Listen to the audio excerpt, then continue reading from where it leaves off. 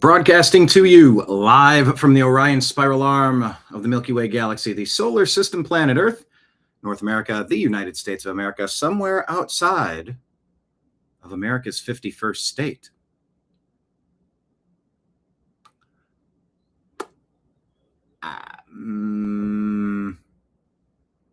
Which one is going to be our 51st state? Take a guess. Venezuela, one of those oil-rich regions of Canada, Greenland. What say you? My name is Brian Engelman. Today is Wednesday, May 13, 2026. And this right here, the thing that you are watching is called the TNAM Daily Show. TNAM stands for the New American Media, because the news always matters. TNAM. There it is. TNAM Daily Show. Thank you so much for being here. Should we ban investment firms from buying up single-family homes?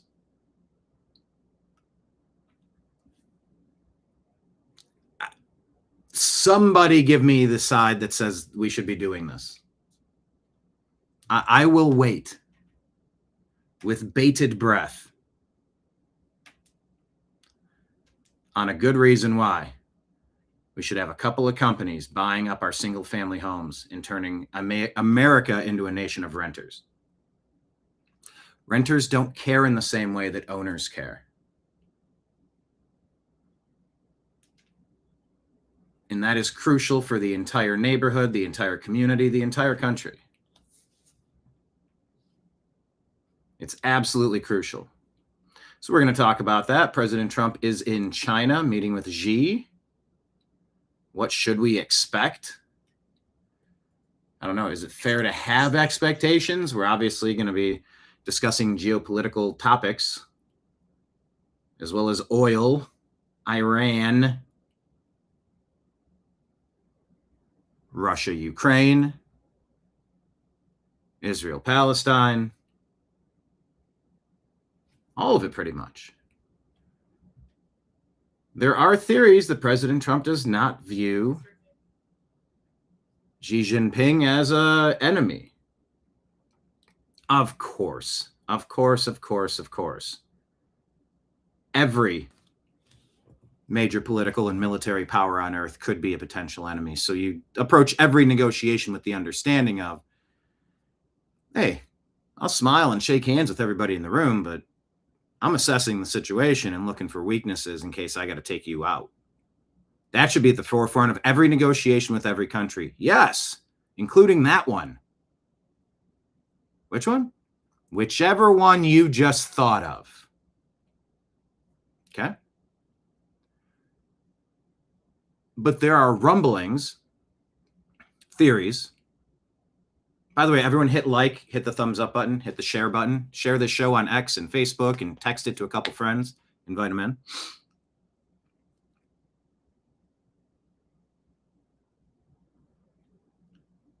There's a theory that the old guard, the deep state, constantly keeping America at odds with both Russia and China, while the true rulers of the planet continue screwing everything up, making inflation through the roof, cost of goods through the roof, making it so it's too expensive to have families, so people stop producing. Then you can't continue on your Ponzi scheme, paying into the Social Security system as all the baby boomers are retiring. So then maybe you have a coronavirus to wipe out the oldest and most frail among them so they don't drain the system of resources. That was a wild theory, right? Theory or not, it definitely did that. It thinned the herd. It did do that. Come at me, fact checkers. And when a nation is not having children enough to, what is it, 1.6, 2.6, replacement rate 1.8 per family or per person. I've seen this calculated a couple different ways. But if you want to replace you need more than one, because not all of them make it. So 1.5, 2, I don't know, whatever it is. Then you flood each of these nations with people that aren't from there, don't respect the values, don't understand. And by the way, some of them do and some of them will, but that's not worth the risk. It's not worth the risk. You have a vetting process. You don't just marry the first person you go on one weird date with, or you find out their past and you go, oh, goodness, that's not just a indiscretion. That's a reason to keep you out. You don't let that person inside you, and you don't marry that person. Nations have every right to be discerning. Nobody should want to take in bad guys. In order to do that, you must filter it out. Sure, I'll collect the water off the roof, but you got to filter out the toxins. All the branches and sticks and bird poop that washes down the gutter and into your rain barrel. You have water, but you need a catch system to keep all that stuff out. Even then, it caught a lot of stuff that you were able to catch. You can't catch everything. Then you get water and you got to filter it. There should be at least a double filtration process of people entering your nation. Do you get what we're about? Or are you coming here to demand that we start doing things your way? Because that's someone that needs to go home. When I said that, question of the day, when I say you need to go home, if you want to come here and make this place like your last place, who am I talking about? Type it in the question of the day. Type it in the comments, please. Because I mean, go home to anywhere, but where did your brain go when I said that? What did you think of? In a community that's going to have mini hotels instead of neighbors whose kids could play together and go to school together, which means the families can bond and become a pseudo family. You can watch after their property. They can watch after yours. You can help each other out on projects. That's all gone. You destroy the fabric of society when you turn them into mini apartment buildings. And worse than apartment buildings, even in apartment buildings, you can stay there for many years and get to know your neighbors, and that's fine. But these are flop houses. This is rent it for a week, tear it apart, have a bunch of kegs and throw a party, be annoying to your neighbor, trash and noise and smoke and all sorts of other things. And then they're gone, only to happen again and again and again and again. President Trump coming out talking about that, that's directly going after the BlackRock and the insert name of investment company that's doing this. That's a big move, and it's needed. And it'll free up some homes. The other thing that needs to happen, we keep hearing about the 50-year mortgage. Yes, I agree. It's permanent indentured servitude. You're going to pay $1 trillion to the bank. But don't forget, you could take out your 50-year mortgage. I don't know. Say your mortgage is $2,500. Take a 50-year mortgage out. Maybe it takes it to $1,700. I don't know. I haven't done the math on this. I should do the math on it and do a deep dive on it. But my generic theory on this, let me tell you in a second, because I'm asking you questions. I got to make sure I'm reading the comments. My theory on it is make the $1,700 50-year mortgage payment. Cool. And then make an $800 principal only payment. You're going to have this thing paid off in like 9 years. Just do it. Yeah, and don't live beyond your means and try to pay this damn thing down. But it's easier to pay something down when you have that much time, that low of a payment, especially when gas is $5-6 a gallon. And I know it's hurting now, but it feels like this is resetting the entire global energy market. This meeting with China is going to be a big, I have a hunch you're going to see a strong movement on Iran real soon with the blockades, with the cheap energy. With China, China was benefiting perhaps the most from Iranian black market oil. We know it. They know it. They know that we know it. We know that they know it. What now? This is sort of a sit down and call them out. And look, we're going to have an intervention. We're going to have a talk. There's things we can do and things we can't do. So, yeah, lower the interest rates to 1-2% on a mortgage. Do that. You want to raise families? Don't make it so fucking tough for people to get by. Is that so complicated? I shared on the New American Media Instagram page a graphic showing silver versus silver. Silver in 1926 was a whole pile of silver. And over on the right side, it was maybe a 50-cent piece and a dime. So I don't know. I'm happy about that conversation happening with banning investment firms, Wall Street investment firms from buying up our single family homes. Also, we're going to talk about Pence and Obama, the deep state. They are still at it. Pence and Obama's deep state. What do we do now?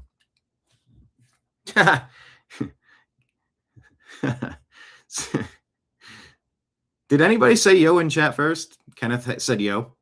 Hi. Yo-Yo Ma. Who is Yo-Yo Ma? That was Kramer. Who is Yo-Yo Ma? What is tungsten or wolfram? Man, if I could... Yeah, Kenneth and I get all the Simpsons and Seinfeld references. Yo, Kenneth, howdy. What's up, Trash Panda, Texas? How are you? Dina in the hizzy. What's up, Dina? Let's see. Oh, Marion is here. Hello. Marion and TNAM. Good morning, Vietnam. Our show is now international. Canada's in the house. David, is that province going to become America's 51st state? Is it Ottawa that I'm thinking of? Quebec? Windsor's in Ontario. It's over there. I can see it. I don't have it committed to memory yet. So what's the name of the territory, and will it become America's 51st state? What's your guess? Happy to have you all here. Oh, the NFL schedule came out. The Cleveland Browns have the easiest schedule. I'm wearing my Baker Mayfield t-shirt here. David's a big sports fan, a Bills fan. I'm a Baker Mayfield fan, but first and foremost, a Cleveland sports fan. Cavaliers take on Game 5 today. I do the Unhappy Hour sports show. If anybody wants merch, send me a message. I got coasters. I have pins. It helps support the program. $75 Venmo along with your address will get you 2 sets of Ohio-made wooden coasters for the Unhappy Hour Sports Show and a pin. 30 a piece or 2 for $50. 25 for the pin alone. Just shoot me a Venmo at Brian Engelman. Here, I'll put that up on the screen. But yeah, we talk sports for sure. I guess the Browns have the easiest strength of schedule out of all the teams. Well, it's about time, because I feel like it's not been that for a very, very long time. Question of the day, the imports. Question of the day, talking to rhinos and Democrats. Okay. I will not tell you what I was thinking of, but it's kind of fun that way. Dina says NGOs are the ones with the job of bringing 30 million to 40 million into the U.S. Money is filtered to NGOs, and politicians can show their hands are clean. Yep. Book deals, all of it. Stock tips, all of it. Marjorie Taylor Greene ran off in a $5 million mansion, didn't she? I mean, she had money before, but like, I don't know, something about MTG. She was good on a lot of things, and then just, I don't know. Everybody has the right to step aside, but I don't know. I don't know about that one. Dina says 50-year mortgage because Apophis is coming. When is Apophis coming? So who cares? Like Leon says gas may be high, but remember gas and everything else was high under Biden. The only thing lower was your 401k. Yeah.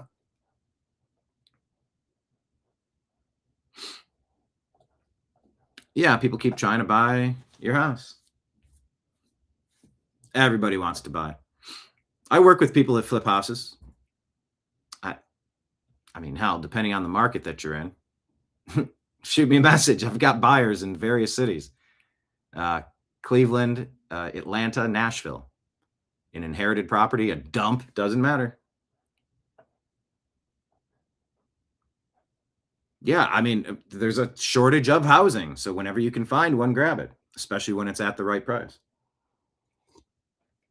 You know, top dollar just probably listed on the open market, but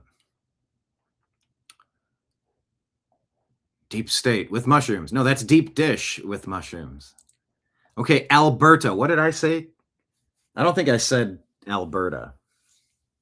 Should I think of Fat Albert? Fat Alberta? Hey, it's Fat Albert. I haven't done a Fat Albert in so long.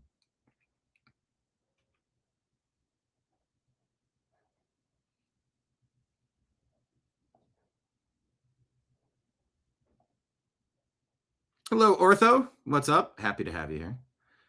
I know Alberta really is looking like it would be the 51st state. Wait, what does DEW mean? DEW. DEW. Directed energy weapon?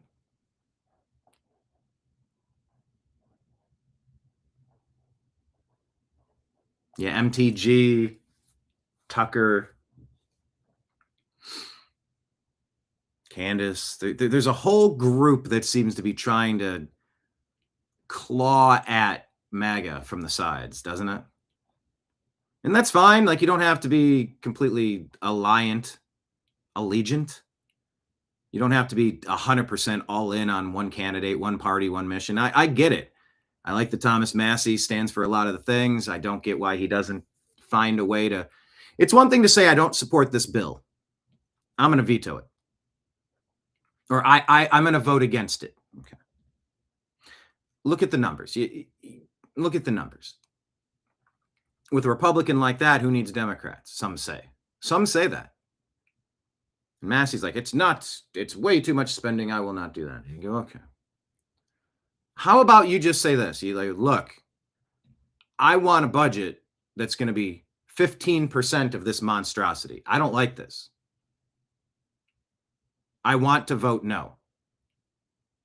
My offer to President Trump and the administration is, if you cut this down by 10%, you'll get my vote. It's a protest vote. It's a hold your nose and do it. But if I can get you to take 10% of this off, you'll have my vote. Can we tighten this up a little bit and you'll have me? And by the way, having me doesn't mean you have my support. It's that I want to take something that I think is bad and make it a little bit less bad with 10% less spending, 25% less spending. Throw a number out there. Maybe that's performative, but politics is performative. Try some of these ideas. I almost guarantee you it would work. 50 mil for the House. Wow. Is that in Zimbabwe dollars? I mean, if it is. Fat Alberta, yeah. All right. Let's go to... You know what I didn't do? I didn't really launch the show. Sometimes I just tell you the topics and launch. Today I had a few things to say. And I'll have more to say on the show. So hit like, hit subscribe, share the show with your friends, drop a Rumble rant tip, a super chat tip, sign up on Patreon, become a monthly subscriber on Patreon, Rumble, and YouTube. Or you can drop us a Venmo, Cash App, or PayPal. My name's Brian. I'm the bartender. We're talking about all the things on the TVs that everybody else is talking about. Come on in. I promise you the tab will be free. But when I run your credit card tab at the end, it has a line at the bottom if you want to toss something into the tip jar right back there. Because I grab that stuff and then I pay my bills with it. So that's why I show up each and every day, working for the New American Media for 15 years now. Trying to put what I consider to be a proper perspective on the stories. And that's subjective. But I aim for honesty, clarity, fun, importance, a lot of it. So that's what we bring. Bring the rest of your friends. Come on into the bar. We're finally open. I'm turning on these TVs. The TNAM Daily Show starts right now.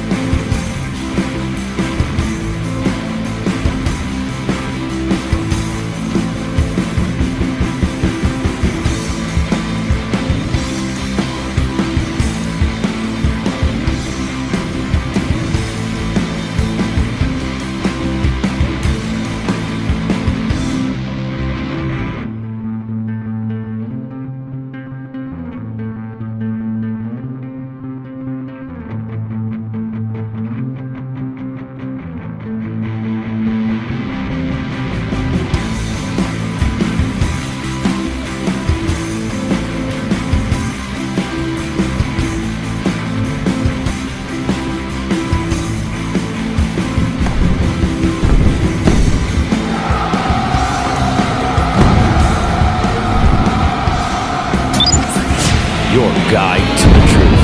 TheNewAmericanMedia.com.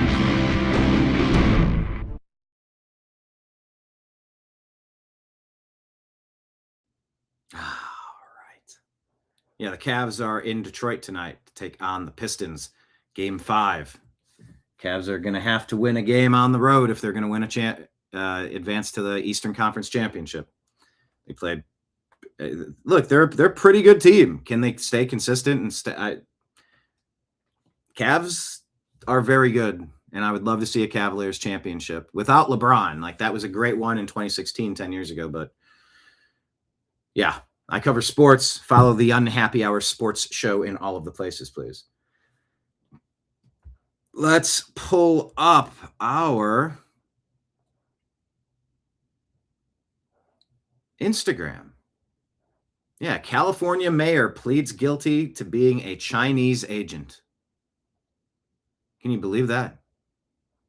You should believe that, because he got spies everywhere. All right, let's bring up this story. Side by side, how about that? Okay, David Harris Jr. So, having more conversation about UFOs. Top UFO expert is warning. You want to know about the deep state? Are they good guys or bad guys? Well, I suspect you may have angels and demons, by the way. Good guys and bad guys. Dr. Greer, this is there. They're talking to Dr. Stephen Greer.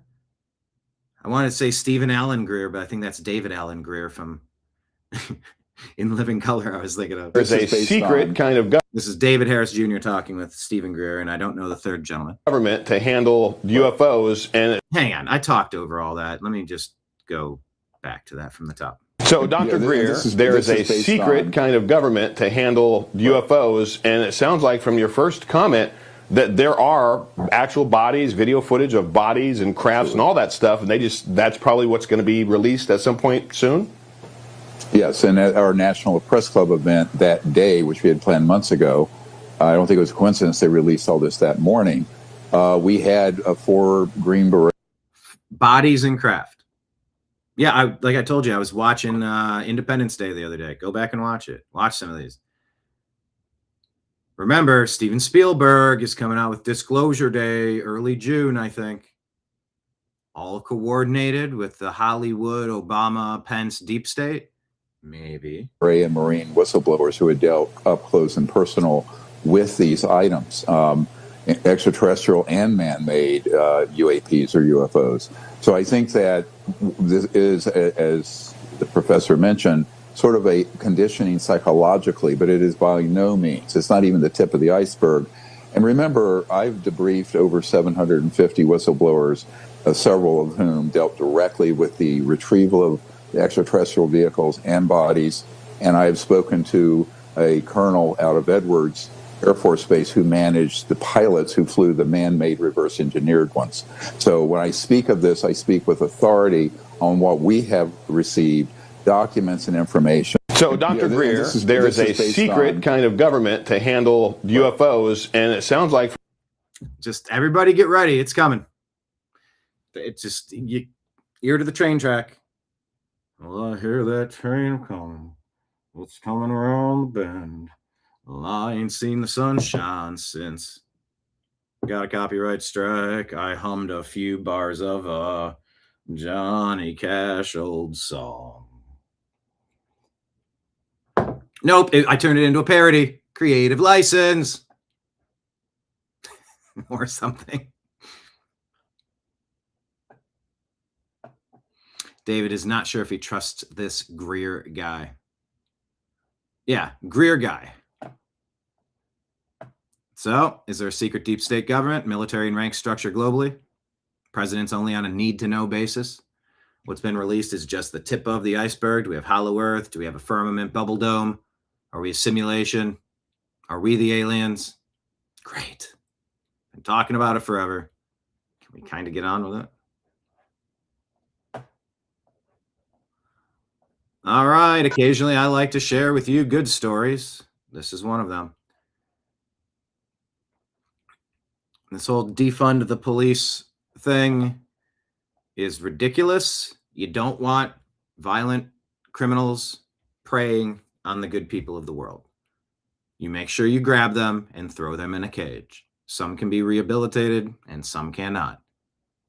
You keep the bad people away. Well, guess what? The police do keep the bad people away when they're doing their jobs and not overreaching. I got plenty of room for police misconduct.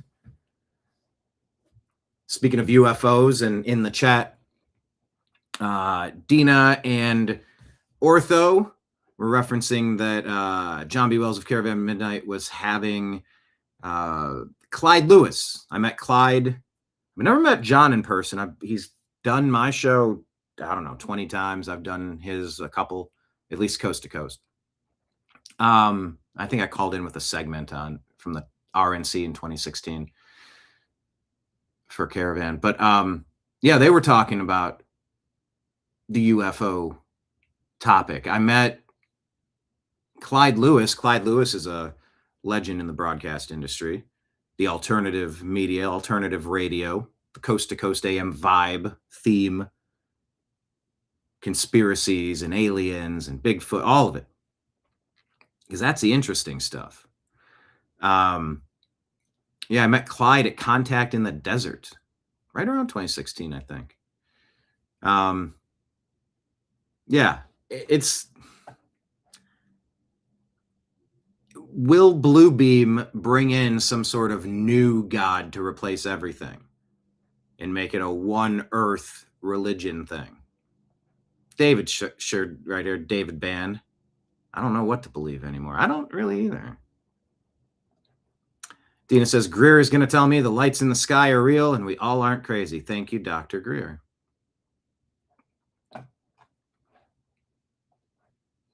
But anyway, just thinking about UFOs and I saw the chat. I wanted to kind of connect those together because I was actually listening to that episode. Clyde Lewis is very sick. I think he said he almost died 3 different times over his, a couple medical issues, but he's hoping to get back on the air. But he's been gone for a while. He's been pretty ill for a while. So yeah, I was actually checking out that episode while I was working on some projects. But yeah, back to the police thing.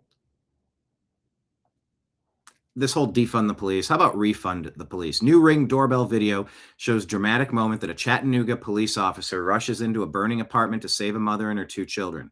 Rachel Blaylock can be heard screaming, "There's a fire," as flames spread. She says Officer Eli Rogers didn't hesitate, and she's not sure her family would have survived without him. There's fire! There's fire! There's fire! There's fire! Can you get to the door? Come on, y'all have to get out. Come on. Hey, y'all gotta get out of the house. Hey, come here. If they were right there, why couldn't they get through?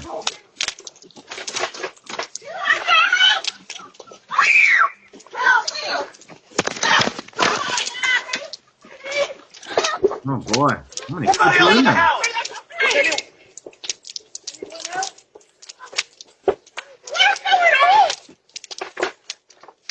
Do you have a fire extinguisher in the kit? Not that it would help. Man. How about a nice story as a palate cleanser for a change? David staying on the Antichrist thing. We all know they, whoever they are, would all like to introduce the Antichrist. Yep. Dina says Clyde Lewis has encountered UFOs. Exactly. Well done, officer. And John has as well. Yeah, I've met angels. I've met craft that I can't quite explain. I've seen ghosts. I've seen shadow figures. Yeah. There's some glitches in the Matrix, or there's some sort of realm. I might not fully understand what's up, but something's more to just this surface level society we live in. All right. Tim Pool says, Candace is going after Nick Shirley again. Here you go, Candace. Here's the full favela video that you cannot comprehend is real. More dangerous than any of your family reunions, I'd hope. I don't know how you were built so favela-like and dangerous, but respect. Se envolva, porque isso aqui não é brincadeira. Nós tem para falar que vai morrer polícia se vir tentar peitar nós. How many people have you killed? This is me with one of Brazil's most wanted gangsters in the largest favela in the world. Welcome. All right, a little too much music. I'm going to stop it. Tim Pool calls Candace Owens a deep state shill. Not fully aware of what beef is going on between all these broadcasters, but I don't know. Nick Shirley's out there doing a lot, so take a look. And what about Candace? What are your thoughts? One sentence on Candace. How do you feel about Candace Owens? Speaking of Candace, anytime I see Charlie Kirk stuff, I share it because you're not going to silence him. My act of rebellion is sharing more Charlie Kirk stuff. Yeah, but did you hear the time he said, what? So somebody said something one time or had a belief and you think that they should be what? Because you realize you have beliefs that other people are not going to agree with. Are you suggesting we do? What are you? Anyway. Talking about secret branches of the government. There's 4 branches of government, and the 4th is called Silicon Valley. Yeah. Silicon Valley being the 4th branch of U.S. government. And they're stronger than the rest of the 3 of them. That's the creepy part. They're stronger than the rest of the 3 of them. That's where I'm at. And he's talking with Dave Rubin here. Where we have a super government that's been created. Where the kingdom of DC is no longer the most powerful fiefdom in this Game of Thrones. That the power is in Silicon Valley. And by the way, August, September of 2019, this was right before the 2020 selection of Joe Biden. IRS, they don't even accept emails. You have to send a snail letter to them, like a snail mail letter to them. Again, they might be morally corrupted, but these guys at Google, I mean, they're literally building new limbs for people. Yeah. But yeah, this video was August 16 of 2019, right before the election. Yeah, there's 4 branches.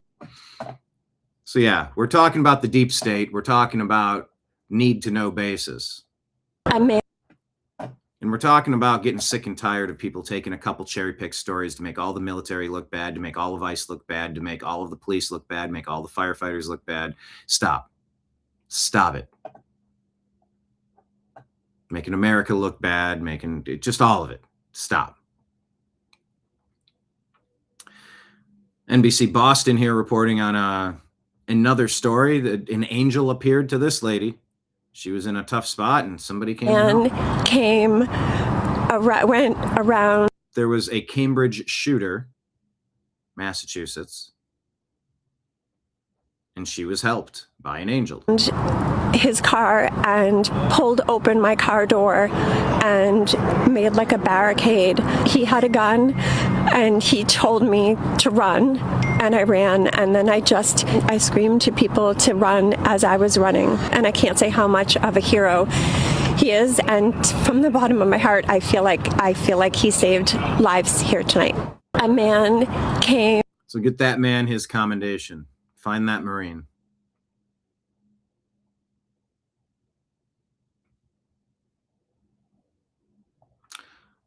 Oh, Ortho was talking about that man that was hip. That was a Spirit airline.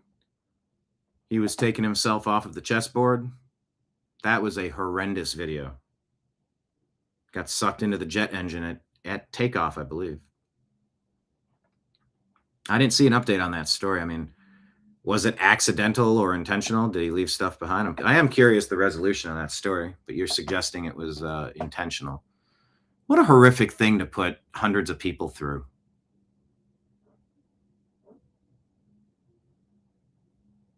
Maynard James Keenan for the band Perfect Circle sings the lyrics, should your drama prove sincere, do it somewhere far away from here. Should you choose to pull the trigger, should your drama prove sincere, do it somewhere far away from here. Go to the woods, man. Make a phone call, say, hey, come over here and pick me up. I didn't want to do this in the house. I knew somebody that did this in the house to their family.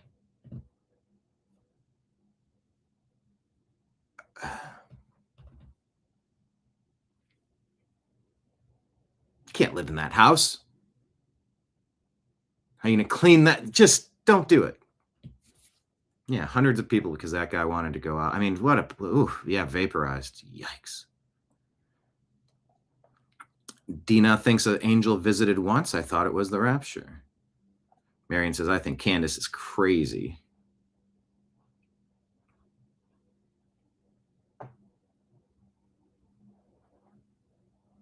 All right.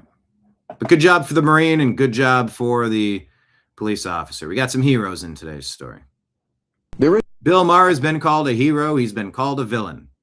But he calls it like he sees it.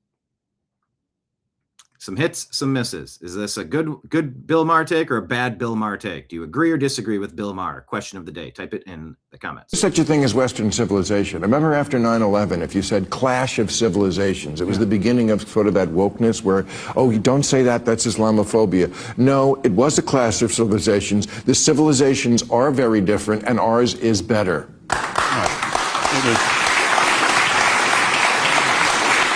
Look at how pained this guy looks. He's like, well, and he's like, preach. And if you're not clapping, spend a week in a Muslim capital, you wouldn't last. There is So, do you agree or disagree with Mr. Bill Maher?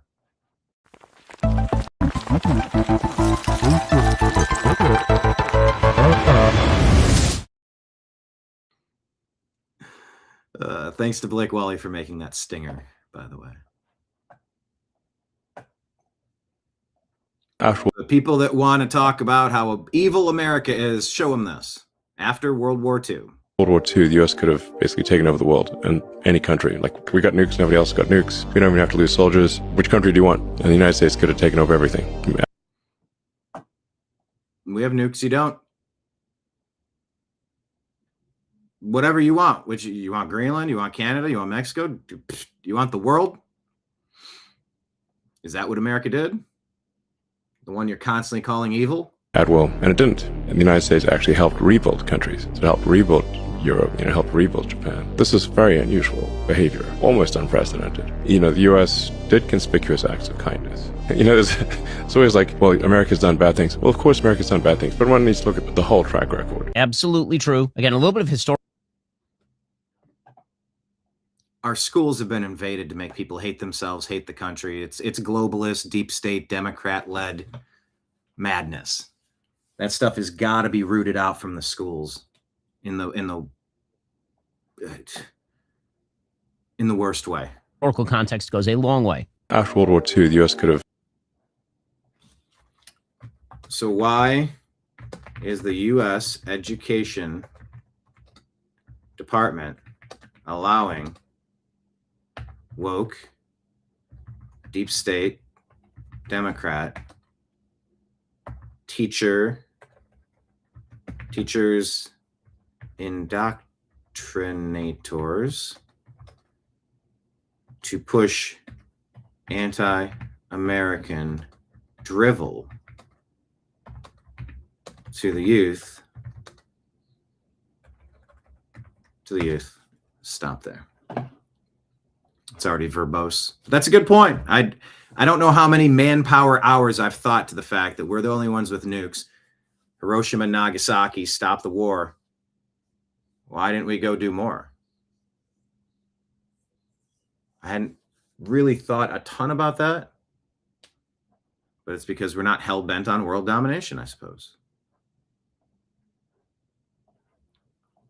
All right, from the TNAM Self-Defense Department, you got to watch this video. The other thing I need to remember when I'm doing this show, Adam Carolla's talked about this, because Adam Carolla started off on Loveline. He did Jerky Boys, so that was right. Did he do Jerky Boys? I think so. No, it was Crank Yankers. That's what it was. I knew that wasn't right. Jerky Boys, Crank Yankers. But yeah, Loveline, and then filling in as Howard Stern's West Coast replacement when Howard went off of terrestrial to satellite radio. Adam will often talk to the person. He has a rotating cast of characters that come in and read the news.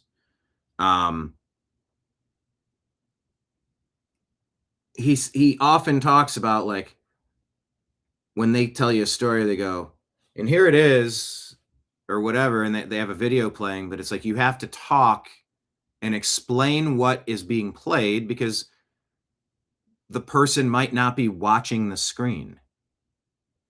I admit that I don't really think of that much because I consider this to be a television show.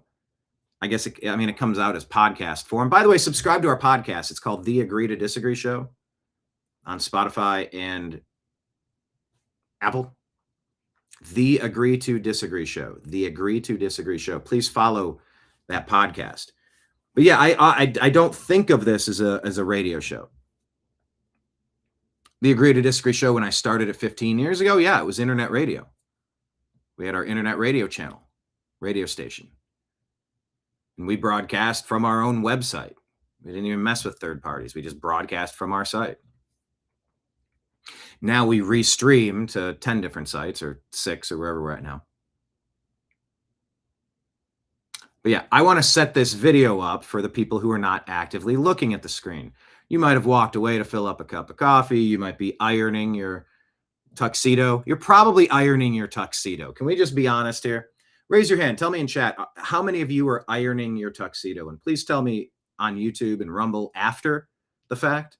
Type a comment on that channel.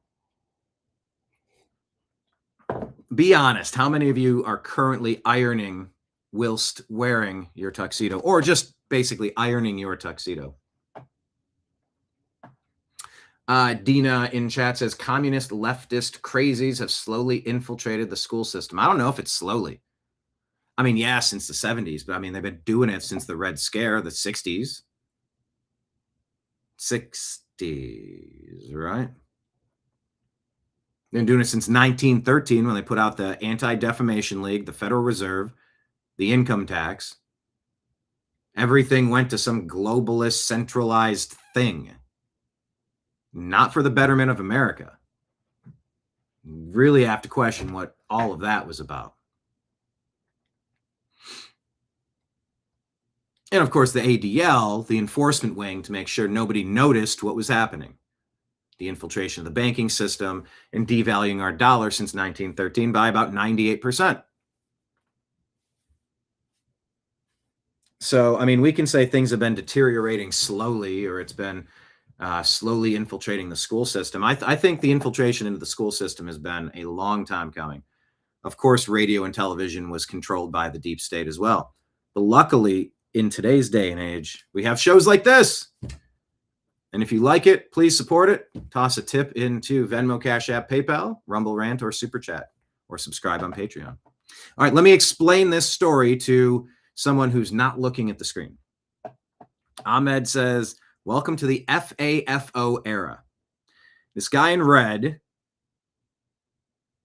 like all in red, like a cartoon character, red shoes, red pants, red shirt, red hat. Is this gang related? This thug pulls out his gun from his waistband and puts everyone in danger. Thankfully, this guy over here on the left, who's not a part of this head-to-head confrontation, this dude's holding the gun in his hand at his hip right here. An off-duty cop over here in the top right draws his weapon and resolves the situation. Let's watch this. Just a reminder that wherever you happen to be, it could go sideways quick. That could be the gas station. It could be Walmart. It could be a music festival. It could be a camp out or a picnic. It could be a sporting event. It could be anything. It could be road rage. You should have your tools. You should be knowledgeable in how to care for and maintain and use your tools. Well, this guy did. So let's watch this unfold. First time, yeah, this will be the last time. First time, yeah, this will be the last time. And he's waving around his gun.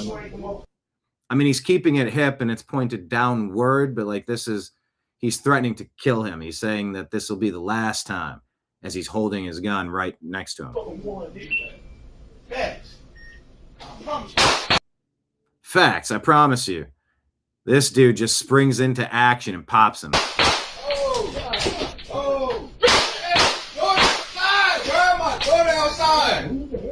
Bruh, my daughter outside. Where my daughter outside, man? You better leave me the fuck alone. Ain't nobody fucking with you. Straight up, bro. I ain't the motherfucking one, bro. I promise you I ain't the Dave Chappelle had a famous skit. I think it was on the Chappelle Show. When keeping it real goes wrong. This is where keeping it real goes wrong. Huh? I promise you I ain't gonna be the first time. Yeah, this will be the last time. I promise you I ain't the motherfucking one. And right there, no shots. Like, dude is not done making this entire situation very unsafe for everybody. You've already brandished and you're going at somebody. Bad. Facts. I promise you. Oh. Now that was interesting. Now I'm doing what John Correa does. If you haven't followed John Correa, Correia, I believe. His site is called Active Self-Protection. He's been a guest on the show before. He breaks down these videos from a legal standpoint of what went right, what went wrong, who's in the right, who's in the wrong. Should he have done this? Should you excuse that? Is this justified? Is this reckless? Is it all of that? ASP, Active Self-Protection. Huge channel on YouTube. You should check him out. But I'm watching this from different angles, and yeah, he popped him 3 times and he took off. Big guy comes out here and he's aiming, but he does not shoot the guy in the back while running away. He shoots him again when he turns around at him. That's going to be helpful footage. My daughter outside. Now it's off camera and I can't see it. And these two are just completely unbothered. First time. Yeah, this will be the last. That's how quick the dude in the top left does this. I promise you I ain't the motherfucking one. Facts. I promise you. Oh. Where my daughter outside? Hey, be prepared to defend the lives of yourself and your family, okay? David agrees with Bill Maher. Kenneth agrees with Hugh Hefner's son. I mean, the resemblance is shocking. And he's been there a bunch. Marion agrees with Bill Maher. Dina agrees. You never heard of crank yankers? It was prank phone calls, crank calls.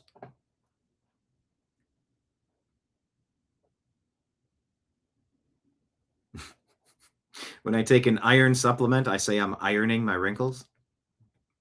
Okay. Was it a mistake going off the gold standard? There's also a rumbling. This is fan fiction.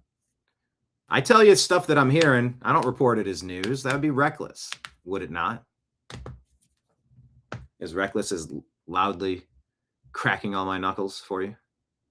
There's your ASMR moment. Knuckle cracking. Oh, did you hear that one? So there's rumblings that there's going to be a something. Let's call it something. Is it a revaluation? Is it the audit of the Federal Reserve? Is it the return to the gold standard?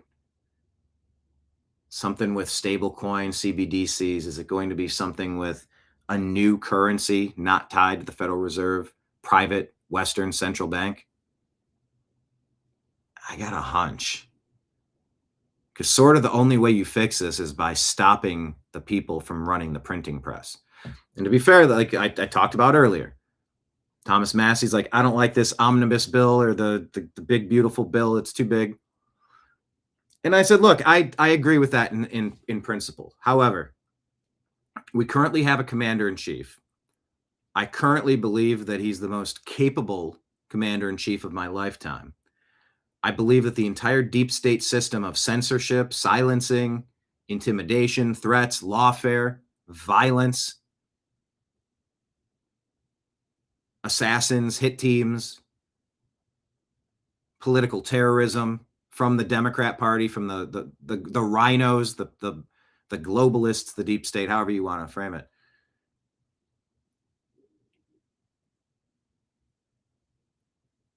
I said the same thing in my HOA.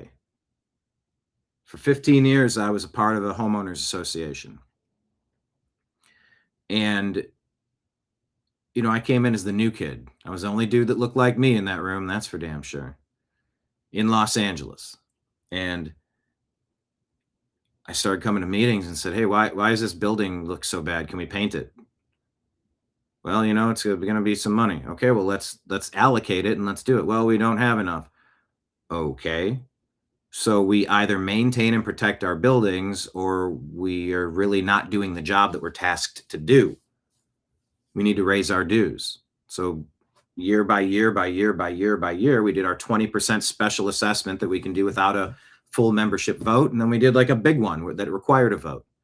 I think we got a special assessment for insurance company was going to drop us unless we reinforce some of the railings on the stairs, and it was $100,000, so we bumped it up again.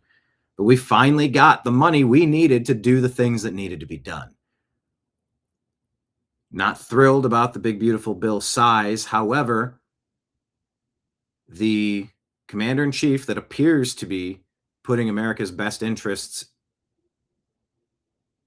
at the forefront, and at least on many issues, fine. You can say you hate the Israel thing. You can say, I don't like what he's doing with big tech or pharma. Why didn't he indict Fauci? And what's going on with Epstein?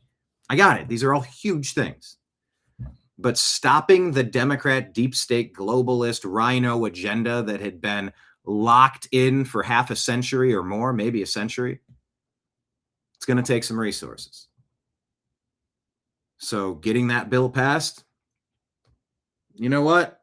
How are you going to paint the buildings, replace the roofs, fix the broken irrigation systems, redo the driveways, swap out the old rusty, jagged metal, slice your finger up reaching for your mailboxes? How are you going to fix anything? You need resources. So yeah, going off the gold standards, a mistake, I would say.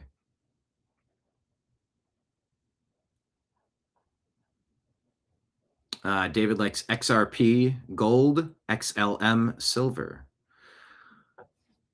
What does XLM stand for? I'm trying to remember if I own some. Oh, look at you. You own so many things you can't keep track of. I sort of, like, yeah.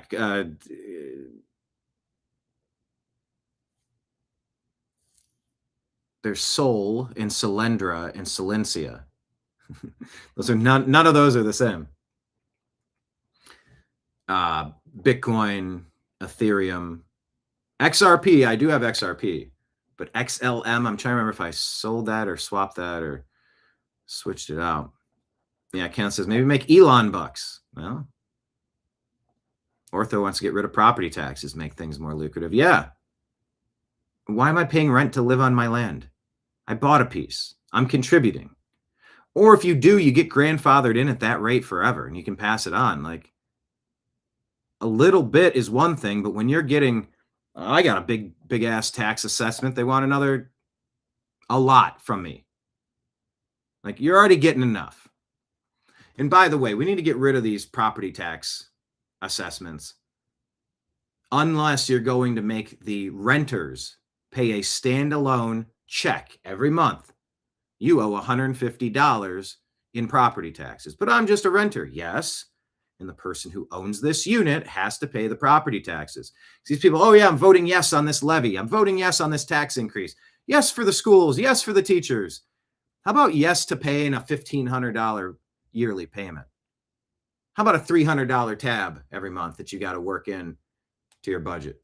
Well, they just pass it along to do it standalone. So they feel the pain of, yeah, make them pay. They're doing better. They have a house. You don't know their situation. That could be an elderly grandparent surviving barely on fixed income, can barely afford the repairs to the place. You have no idea what that is. So yeah, property taxes are pretty bad. Dina says you should outright own your land, no property taxes. Yeah, you're either owners or renters. Ah, yes, I have a story in the stack about a stock market crash. Interesting, you should bring that up. Actually, my story isn't stock market crash. It's about an oil spike timed up with a plandemic. or a pandemic. Yeah, we shouldn't be paying rent to the government for property taxes.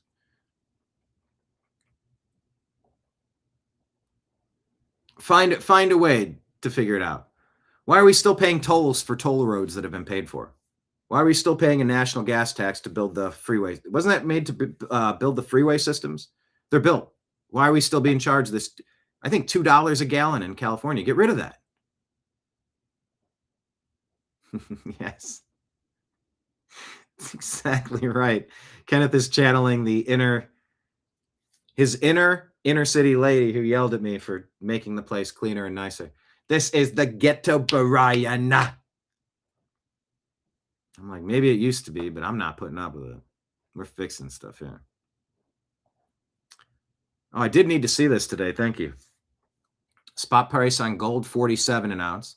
Silver, 89 an ounce. All right, they're creeping back up again. Let's go. All right, so anyway, just you need to defend yourself. That guy in the red, I mean, you don't know what kind of day he's having. He could have easily just finished him off. Maybe missed. Maybe got you. That dude that got shot brought all that on himself. Obviously, I'm willing to revise my opinion on this to find out if this guy was actually the aggressor. And that other dude was just saying, hey, man, I'm a rattlesnake with a tail. Don't go messing with me. Which is sort of what we're supposed to be able to do with the Second Amendment. So I'd be curious if there's any more to this footage, but either way, TNAM preparedness. Make sure you are prepared. Spencer Pratt. This is the person to vote for in Los Angeles. I keep trying to tell everyone that, they try to put me in a box. I didn't run to be a political party. I didn't run to be a politician. I ran because I experienced what city leadership failure at the ultimate level is. That's why I stepped up. That's what cuts through. So the media and everyone wants to jump on and be like, oh, Spencer's our guy. No, I'm the citizen. I'm the angry taxpayer. You can be a Democrat and love me. You can be a Republican and love me. The only people that don't love me are communists and socialists, and I don't want them to love me. That's such a great. He's saying a lot of the right things. I certainly appreciate that.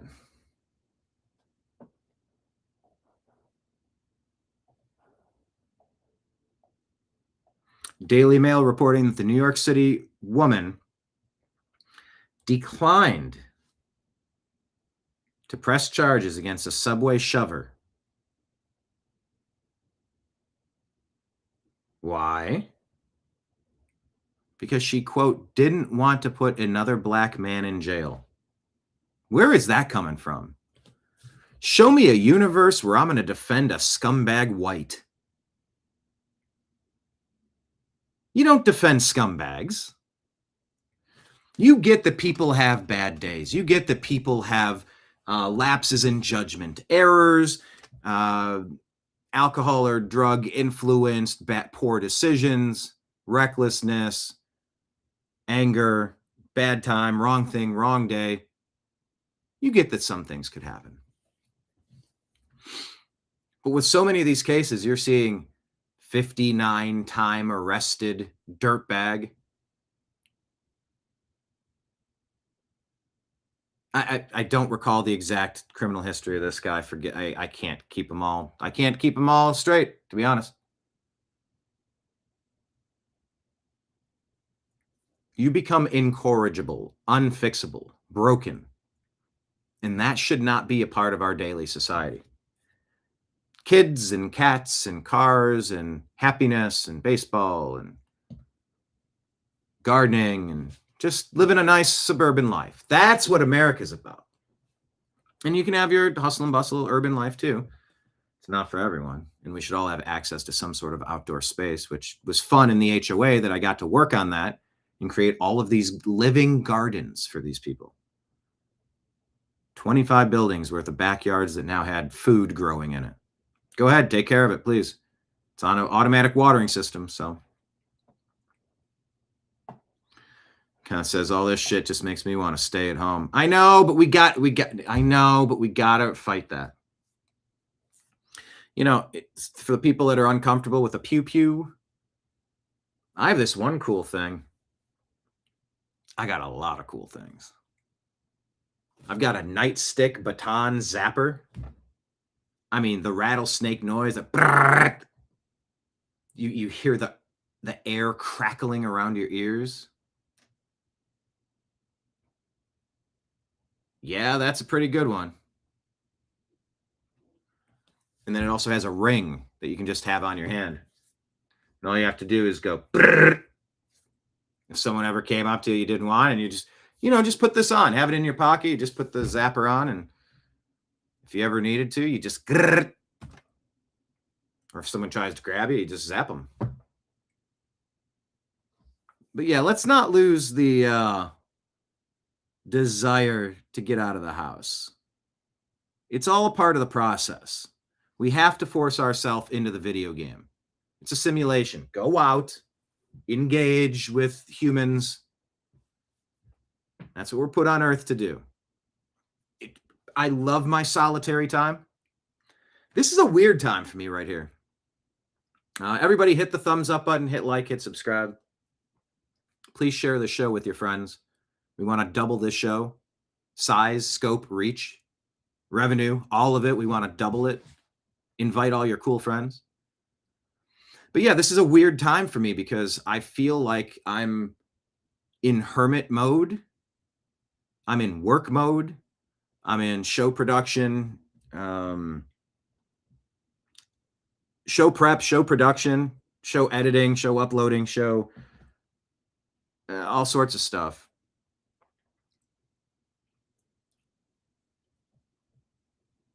And it's me. It's just me. But it's not just me. It's all of you. It's all of you in chat. So as I'm saying, go out there, and I'm like, well, no, a lot of what I do is kind of on my own. But you know what? I had a major issue at my home, and I worked together with a neighbor to resolve that. And he kind of nudged me. He's like, you want to do this now? I'm like, no. I'm like, I wanted to say no. I had a big concrete issue. I just power washed the driveway, and it wasn't of great concrete pour to begin with. And he said, hey, we can chip out all these pieces. We can get this poured. And I'm like, dude, it's already late and I'm tired. I was thinking that. And what I said was, yeah. Because I knew, like, if I just do this, it'll be done. Will it be done right? I don't know. You can get paralysis by analysis, focusing on making sure everything's perfect. Things aren't going to be perfect. There is no perfect. You do the best you can with what you got, where you are. That's perfect. And then if you learn some lessons, incorporate that and change your strategy for tomorrow. That's it. But had I not been, air quote, a good neighbor, maybe this wouldn't have come together this way. Yeah, that power washer blew out so many weeds that had grown cracks and grown through the cracks, rather. So I just poured a new slab. Not all of it, but like a key section of it that had failed. Chipped it all. I mean, it was several hours of work, and it turned into working into the night. I had to go on a supply run to get 8 more bags of 80-pound concrete.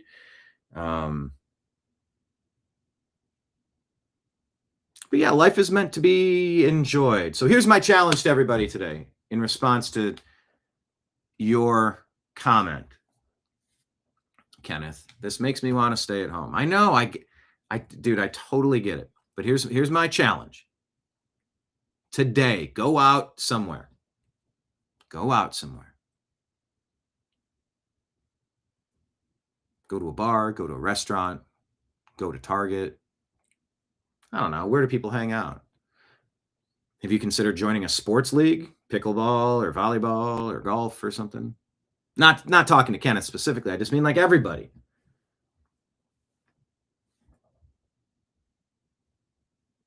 And somebody's talking to me over here in Rumble.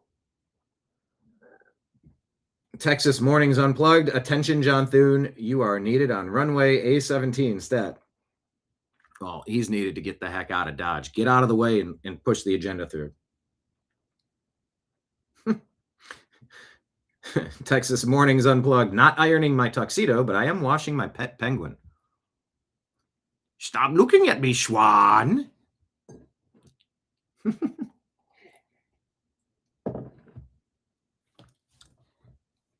Ortho says, Brian, you're correct. There's a strange feeling in the air these days. So let's just embrace it. We got to be. They say people in car accidents that survive, they sort of just let it happen. If you then your body's so rigid it can't kind of move on its joints, and that's when you can really have some. I don't know how accurate that is. I've just always heard it as an axiom. I've taken it as fact, but I could be proven wrong. But yeah, I guess my point there is, if things feel weird in the air, let's just get weirder. Let's just roll with it. Let's adapt to it. Know what we believe in, know what our core beliefs are, but let's be willing to sort of let it rip,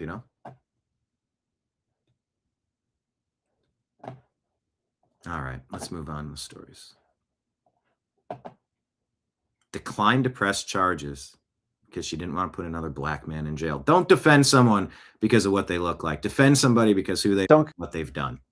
Stop it. And stop putting people on the Supreme Court like Joe Biden said. Come on. If you put me in as president, I'm gonna select in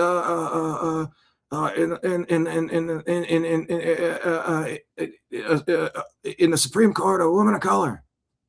Huh? What does color have to do with it? What does woman have to do with it?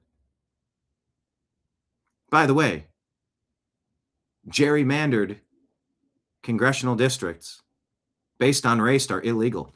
Tell me, does that also apply to the Supreme Court? You're going to only consider people from one demographic? Stop this thing where you defend, I got to defend Jeffrey Dahmer or Casey Anthony. Huh? Yeah, well, you don't know, Brian. It was hard for people like us in the past. You don't know my past. You don't know what I'm made of. You don't know what I'm baked of. You don't know how hard my past has been. We got to stop allowing these just sloppy arguments to just go unchallenged.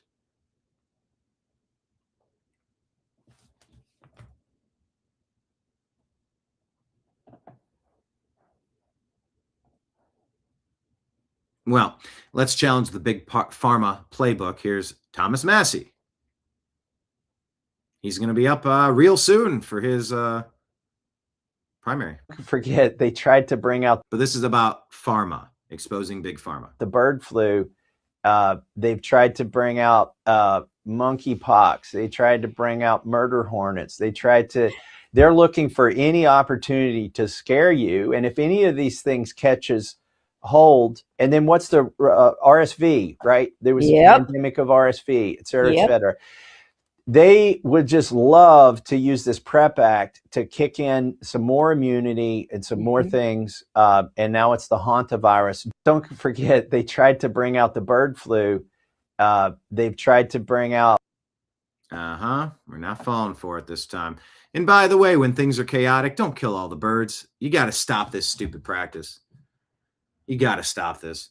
Or you got to build some facilities where you can quarantine the chickens for a minute. Like this whole just butchering them, and then there's no eggs, then there's no chicken meat. And it's just, we got to stop with this. And just falling for these outbreak stories. We're probably hardwired to want to freak out. Okay. But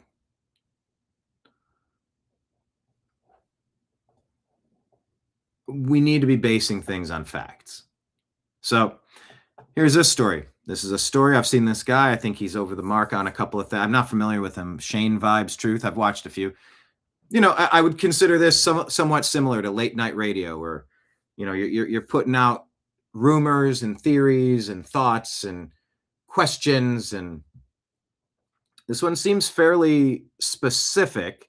I don't know that it's specifically sourced, so I will treat this as fan fiction.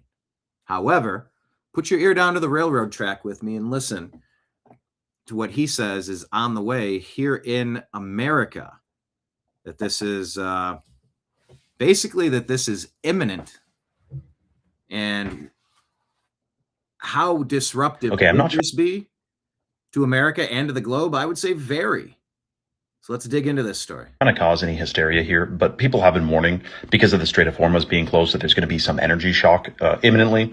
This guy says, for those who think I'm making this up, Toyota is about to release a service bulletin stating that you can temporarily use OW20 in lieu of OW8 and OW16 because of the Shell Pearl GTL facility at Ras Laff in Qatar is completely offline and we're going to run out of OW20. And apparently, Mobil and Shell have informed Costco and Walmart that they have no packaged product to send them and to expect bare shelves in the motor oil section in a few weeks. Now, here's the thing. You may be thinking, if this is true, let me go out and buy a bunch of oil.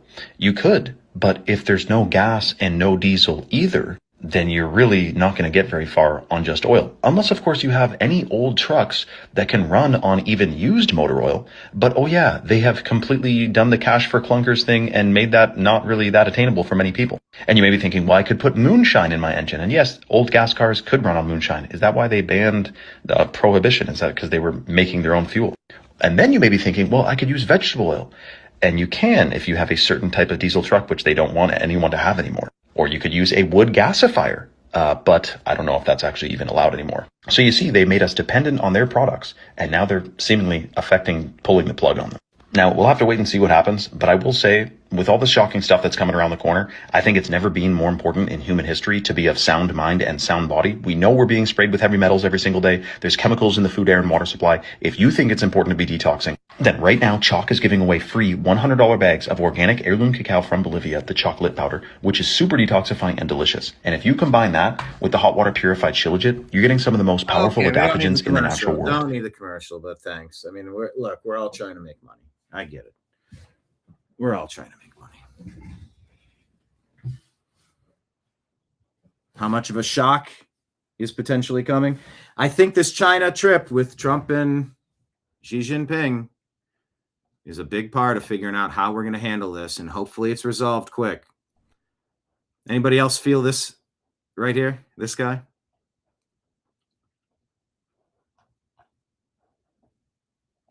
This is how I feel. Here's me deciding how insane I want to sound when people ask my opinion about the current events.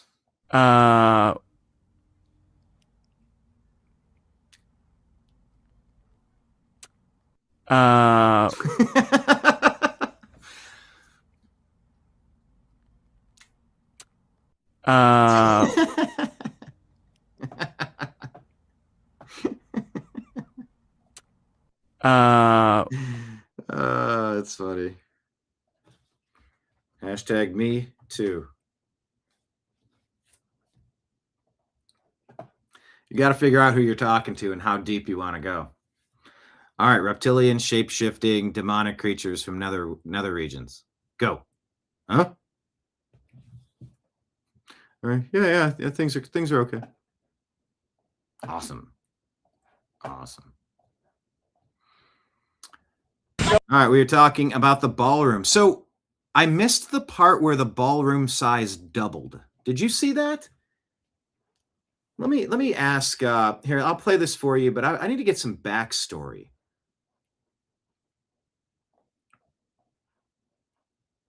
Let me go search. Jamie, pull up. When did Trump ballroom double in size and why? And is the whole cost still being covered privately? Oh, I guess I needed to ask that of Grok.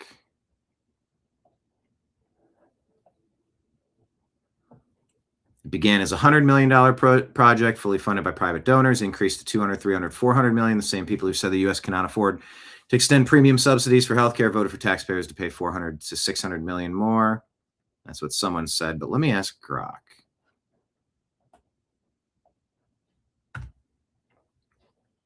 But I missed where it doubled.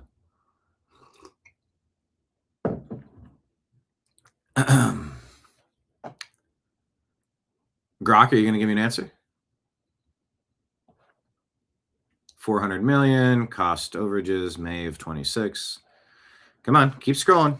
You're well, here, let me play this while we go. So what happened is we have a ballroom that's under budget. It's going up right here. I've doubled the size of it because we obviously need that. And we're right now on budget, under budget, and ahead of schedule. You doubled. I doubled the size of it, you dumb person. Double the size. What about You are not a smart person. What about Right over here. Wait a minute. Right over here. And based on a lot of things that have happened over the last year, we doubled the size of the ballroom. So we're going to have a ballroom that's appropriate for the White House. We doubled the size. The ballroom now is ahead of schedule, and it's a little bit under budget, depending on the finishes that we use. So what happened? Depending on the finishes that we use. Yep, just like a house. You get your house. My parents built the house when I was a kid, when I was in high school. Yeah. All right, here's your price. They'll put aluminum siding and some. You want to put a brick entrance? That'll cost you. You want a porch, patio? That's going to cost you. You want this? You want that? What type of vanity? What type of flooring? What type of light fixtures? That's all a la carte. So let me see what Grok says about this. Part of the East Wing modernization project, 90,000 square foot addition announced during Trump's second term. It was publicly announced July 31 of 25 with an initial estimate of 90,000 square feet seating of 650, more than triple the East Room's 200 capacity and a $200 million price tag. Trump publicly defended a size cost doubling on May 12 of 26. Okay, I didn't really fully get that part. I missed that story. Just yesterday, relative to today, telling reporters it's under budget. I've doubled the size of it because we obviously need that. Yes, something's going on with the ballroom project, but also your president's a builder. Let him cook. He said yesterday, I played a clip yesterday where he's talking about like the support columns were falling down. I had that at my HOA. The paint was peeling off. I had that at my HOA. You know, you need new stonework, you need brick, you need asphalt, you need concrete. It's all of it. It's all of it. Let a builder build. That's what he's there for. Yeah, you want a nice, secure facility on site for safety alone, for functionality, for hosting all these dinners. They're doing some of these things in tents. That's insane. It's not safe. It's not appropriate. And by the way, yeah, connect the big bunker, the underground tunnels. You know, modernize all the systems. Why not? Yeah, David says everything costs more money as soon as you want better. Some people get that. Some people don't. Kenneth says the ballroom will have a briefing room called the boxer room, I hear. See, that's really good. Ballroom. See, that's actually kind of exceptional. I'm jotting it down. Ballroom, briefing room, and boxer room. Tighty whitey room, Speedo room. Because there is a briefing room and a ballroom, and they both refer to men's shorts or briefs. That's very funny. Ortho, you said you bought a case of the oil last month? Probably a good idea. I don't know. I don't love that Trump called that reporter a dumb person, but I'm new. It went from 100, 200 million to 300, 400. I just.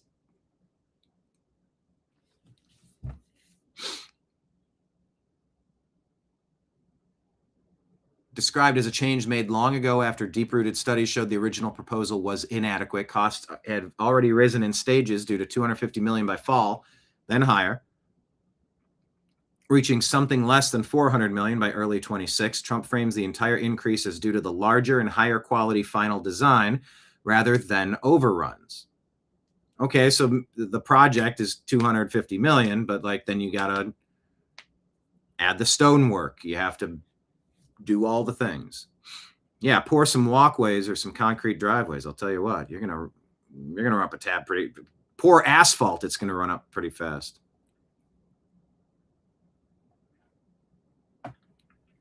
Construction began September 25.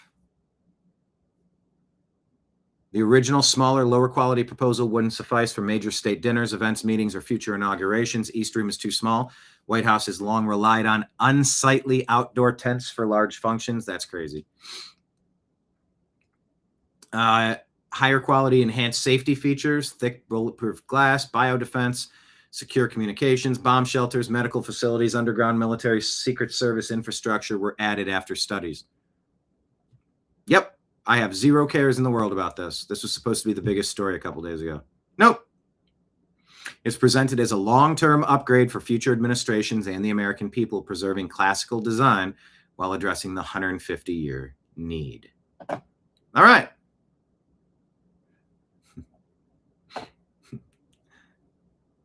Will women be allowed in the briefing room? Marion says. For brief encounters. That's kind of nice. For brief encounters. All right. So I don't know if this checks out, but like we should look into this. Admira Investors. I'm not following him. One following. I don't know. 141 posts.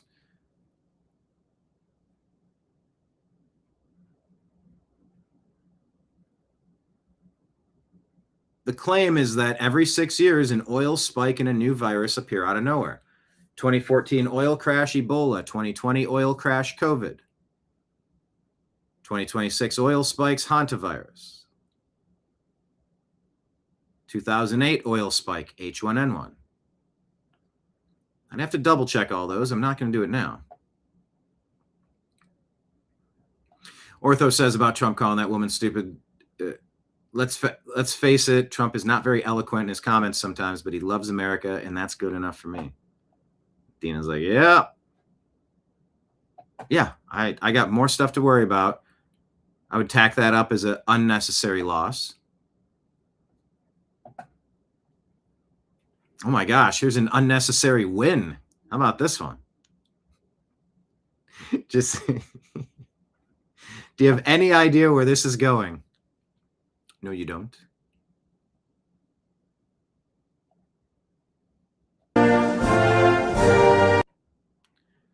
She snaps a photo, shows it to the president.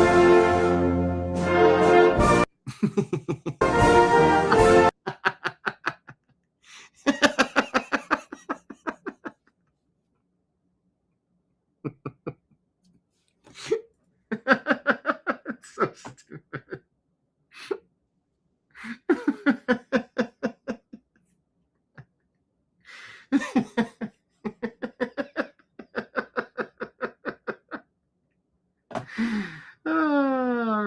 All right. I'm gonna move on. Oh, load. Now, I did have today's show all set up to go backward. I can set it up again. Am I going to leave this on the screen? I guess I will for a second.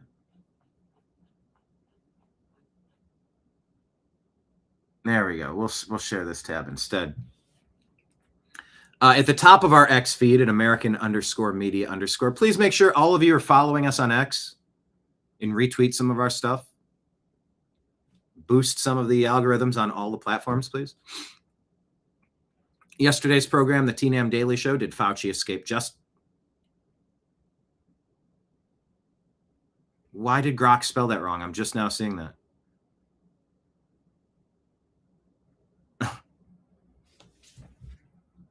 I'm telling you, Grok is leaves a lot to be desired. I did not catch that was spelled Justioy. That's insane. Grok constantly fails me. That's why I just went with a regular image state. I don't have time for the 1,000 prompts to get it fixed. AI is not supposed to be this complicated. Anyway, that's yesterday's show. Jeez, I just saw that now.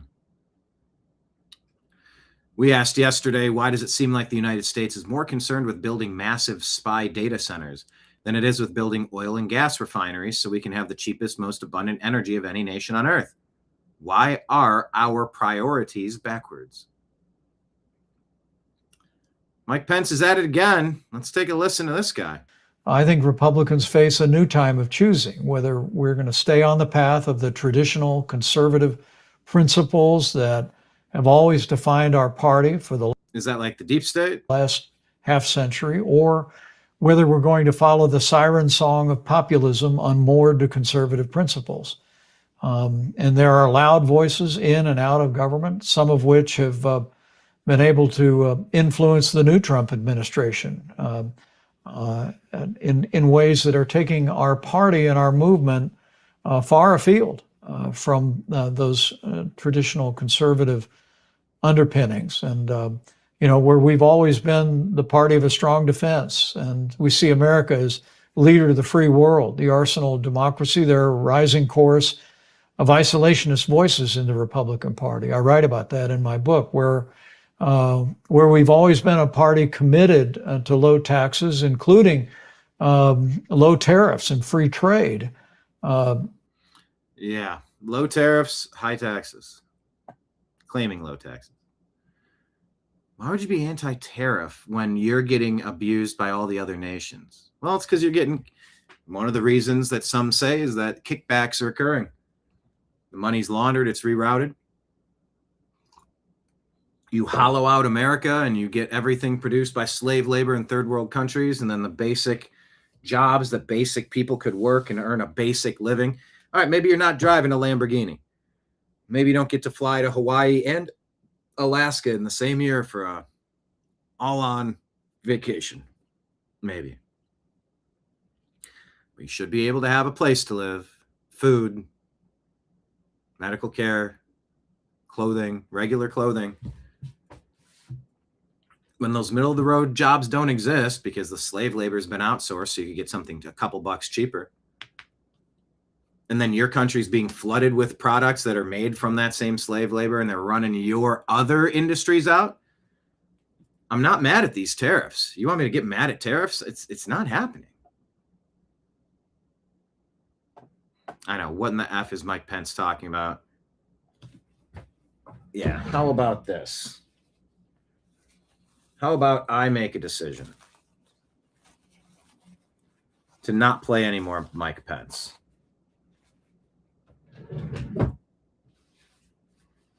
Can we agree to that?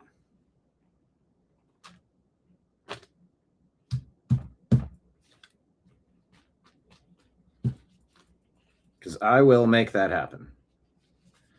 Just know that Mike Pence seems to be out there almost as much as Barack Hussein Obama. And I think they play on the same team.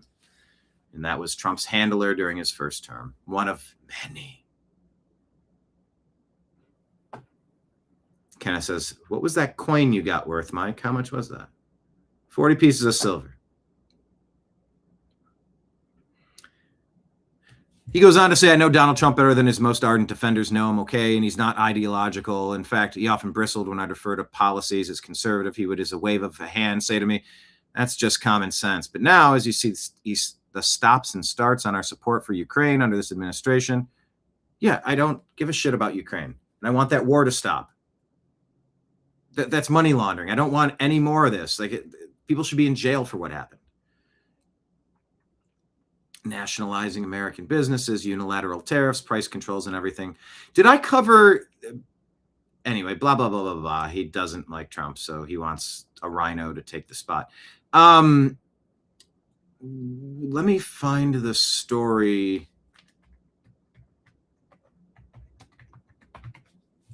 And share this with you. Am I not going to find it?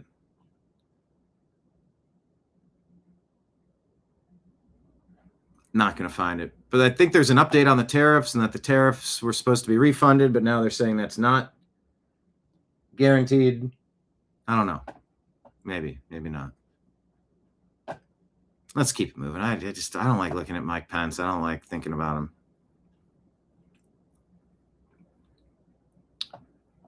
Gad Sad says, with 40 million views. Well, first, let's listen to Elon with what he has to say. The reason I felt that it was important to acquire Twitter was because I could feel the walls closing in. It was outrageous that they suspended the account of a sitting president. That's insane. And I think it was only a matter of time before they suspended my account. And for sure, given the stuff I've said lately, they would have suspended me 6 ways to Sunday. Twitter and pretty much all the social media companies and Google and everyone are controlled by far-left activists. That's the truth of it. How do you know what's real when it's all filtered through a far-left San Francisco, Berkeley lens? They just manipulate the truth constantly. Yep. They lose their credibility and we all tune out. We've talked about that.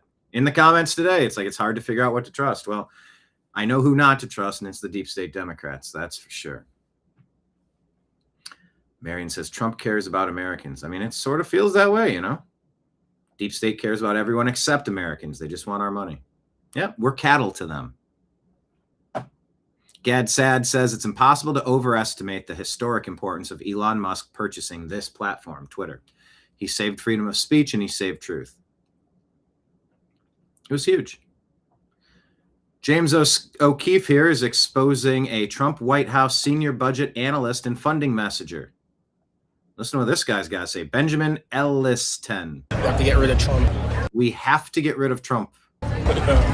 Don't you work for Trump? Seriously. He's a mess. He's fucking it up for everybody. He's a mess. He's effing it up for everybody. Yeah. Everybody. We gotta get rid of him. Honestly. Yeah. I'll get rid of him, honestly.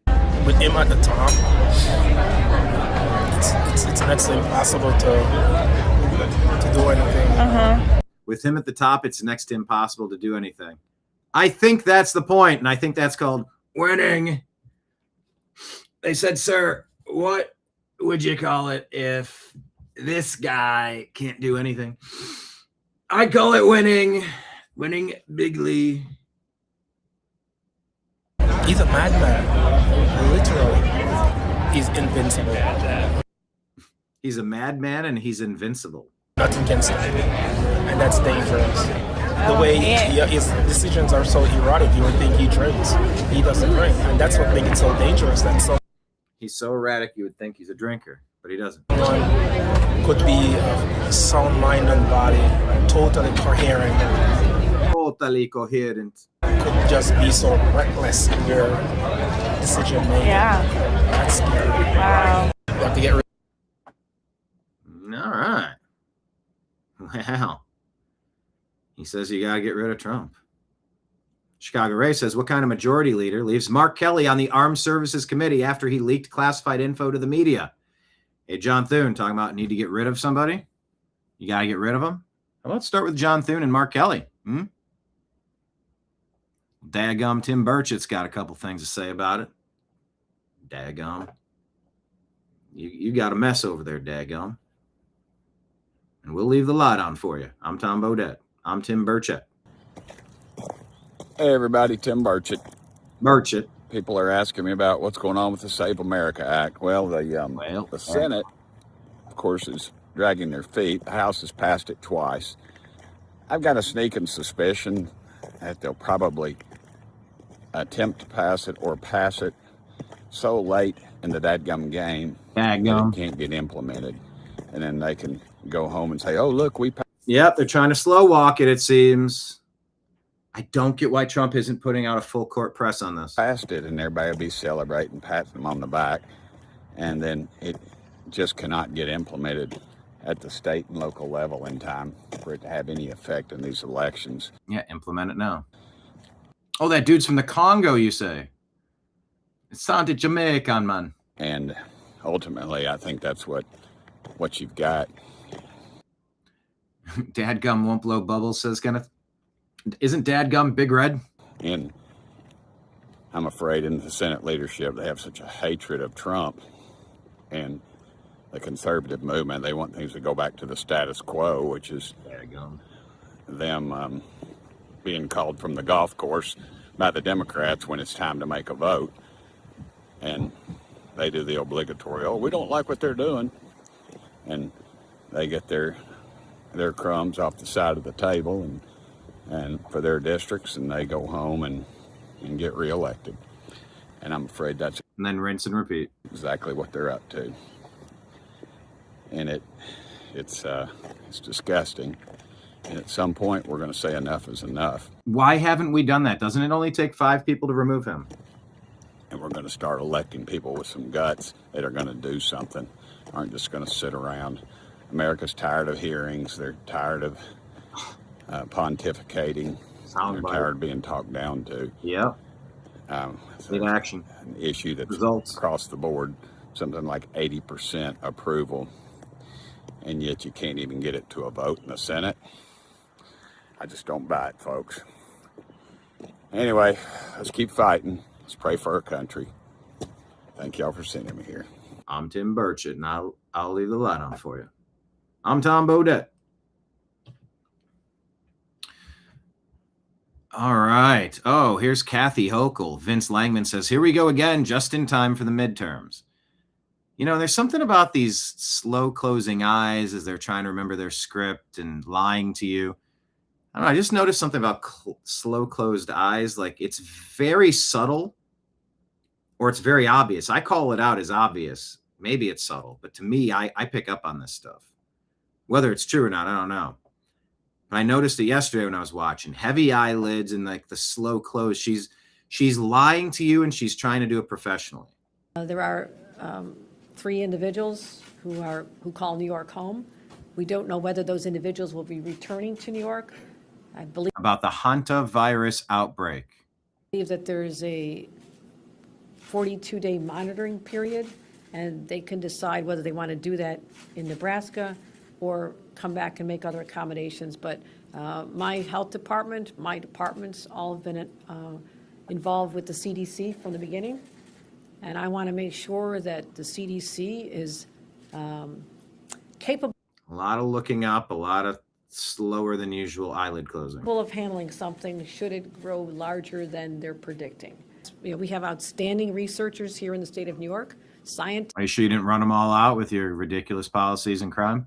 Our Wadsworth laboratory is second to none, so I've activated them to start preparing New York for worst case scenarios and hope they don't come. But I cannot, as governor, not be prepared for anything that could happen. And again, given our concern about Washington, that I have to step up and make sure that New York is helping lead the way here. Okay. Democrats are really trying to play this card again. Well, Scott Pressler says here's a transgender schizophrenic Utan, huh? M'd his parents because mom interfered with genital surgery. You want to know the specifics, but yeah. Is that hormone replacement therapy? Yeah. So being 28 years old now, at what age did you know that you wanted to transition? I mean, since I was born, but the earliest I can remember is 2. Did your parents know prior to that? My parents. You remember it too. Knew, my mom knew for 3 years since 2019. Okay. July. Was that a big topic of contention between you and her? It wasn't a huge topic, but she was more like, how could I put it? Not very supportive. She was in shock, just didn't say anything. And then she's never supportive since, and she kept calling me my nickname and a bunch of other stuff. So. Mia says she was scheduled to have her long-awaited gender reassignment surgery the following month in July. Many call it unnecessary genital mutilation surgery. Love the body you're in, love the person you want. Please don't mangle yourself. You cannot become something that you're not. So they have. And if you're 18 and you choose to do it on your own, then that's another thing. You know, everybody can make that choice as an adult. Payment. I mean, but are parents supposed to be encouraging you to make these decisions? Plan, and I had insurance, so they paid me about half of it at least, and I was going to do like a payment plan. But my dad was going to help me with a little bit of it, so. According to Mia, her surgery was all set to go until her mother put a halt to it. What led up to it was, I got a call from my social worker from the hospital, and like apparently kind of broken HIPAA in a way. They shared the details at the hospital, but the worst one of all was my mother contacting them to say no to the surgery. And I don't know what age this person is at that moment. wow. So your Did they say 28 or did I read that? I'm trying. mother contacted the hospital? Yep. And so I knew I could probably appeal it with just if that, but she wouldn't. Let's just say I was very furious, and I asked her, I was like, I don't want to hear excuses. I want to hear an explanation, and I'm sorry, and I'll do something about it. Okay. Anyway, she can't say sorry to save her life, apparently. And That was the line that I wanted you to hear. He wanted his mom to say sorry, and therefore, she can't say sorry to save her life, apparently. so you took it. So you took your mother's life. Jeez. Trans Tifa. Very violent. Not all, but a lot. Look at what our schools are doing to kids these days. America needs to re-examine how we're teaching and indoctrinating kids. Oh, that's a bad tweet too. Not on my game. This is sad on every level. It's sad on every level. But what is also said in a 3-sentence post, you should not say these days and these days. Back to back. Remember, this is why you vote against LA mayoral candidate Nithya Raman. It's such a silly, stupid playbook. But I also think it's a very real thing that we should take seriously and we need to grapple with, and we need to offer it an honest response, a response that's rooted in actually solving these problems. Otherwise, people will turn to fascism, to mini Trump, which is who I think Spencer Pratt really represents. Look at her looking off to lie. New American Media writes, Democrats keep pushing these tired lies and Americans have tuned them out. Spencer Pratt has a great chance of winning the mayoral race if the vote tabulation is fair, but that's a big if. Eric Daughtry reports that ICE announces a jaw-dropping fraud bust, saying 10,000 foreign students are involved in the federal government's optional practical training. Empty buildings where hundreds of students should be working as part of their ability to be in America, run by foreign-linked groups that send money out of the country. Locked doors, hundreds of students sharing the same address, and employers, air quote, sharing the same unleased addresses. There is widespread phantom employee fraud going on. This is insane. Many of the so-called employers have major red flags, such as facing lawsuits, no employment records, offshore payroll claims, and suspicious international money flows. HSI agents have visited problematic OPT employer work sites in Virginia, Texas, Georgia, Illinois, New York, New Jersey, North Carolina, and Florida. Foreign students themselves are entering false addresses and employer names into the student and exchange visitor information system. But we're uncovering evidence of organized fraud that spans national and international borders. This is not accidental. It is deliberate, coordinated, and criminal. We've been getting robbed blind, people. Absolutely robbed blind. One employer we visited claimed to employ only 3 foreign students through OPT, while our records show over 500 foreign students claiming to work there. The company's representatives were unable to answer basic questions about the business and deferred HR managers in India.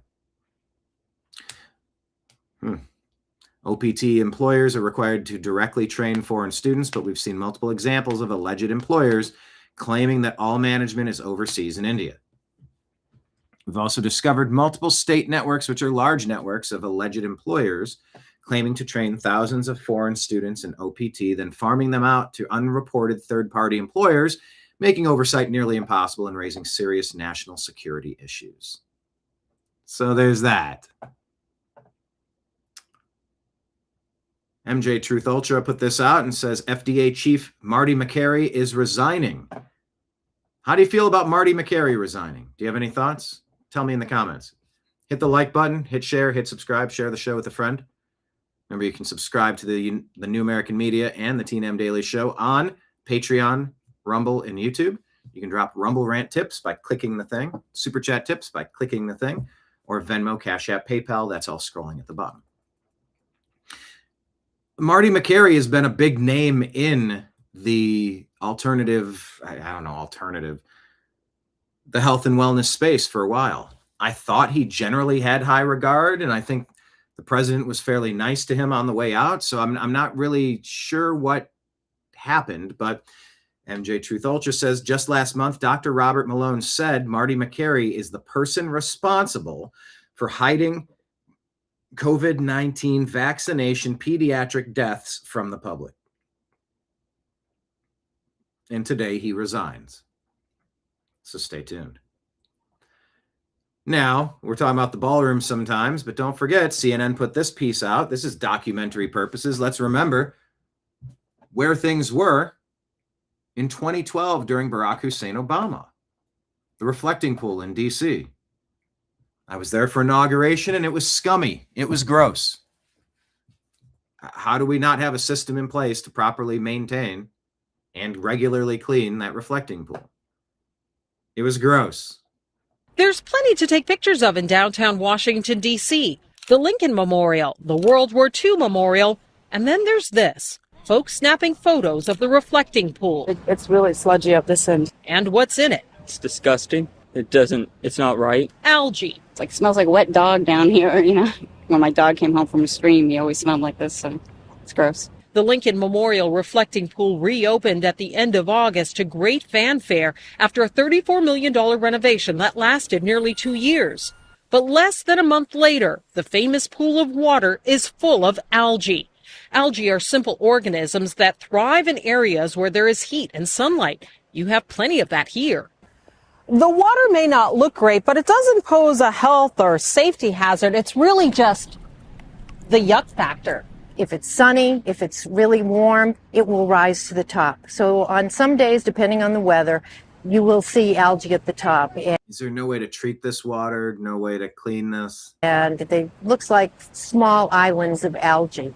But why has algae suddenly become a problem? The reflecting pool was renovated to fix cracks and leaks, but it also included installing a system to draw water from the nearby tidal basin into the pool instead of using city drinking water. Algae naturally grows in the tidal basin. Plus, the renovated pool holds less water. That shallow depth is a perfect condition for algae to grow. A bit of an embarrassment for the Park Service. It's really a shame that they hadn't planned out this a little bit better so you wouldn't have algae growing after all this time and money. The reflecting pool is not reflecting. It's nasty. Much of anything. Lisa Sylvester, CNN. Nasty reflecting pool. Yeah, that's the new Green Deal. Here's our new Green Deal. We're going to turn the water green. Thanks, Obama. This was just humorous. We got to mix in a little bit of humor. A little palate cleanser between sometimes brutal stories.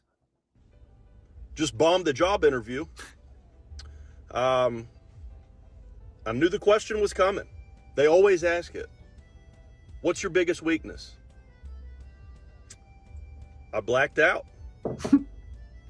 Brain went numb. Didn't say, oh, delegation.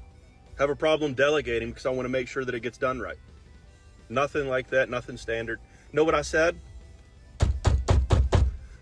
Oreos.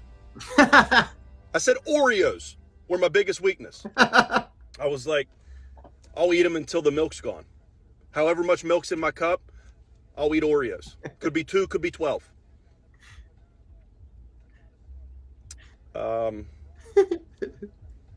Your boy's still looking for a job. You know, like in another universe, I would hire someone just because they gave that answer. All the other stuff, it's so cooked. It's so fake. It's just so robotic and whatever.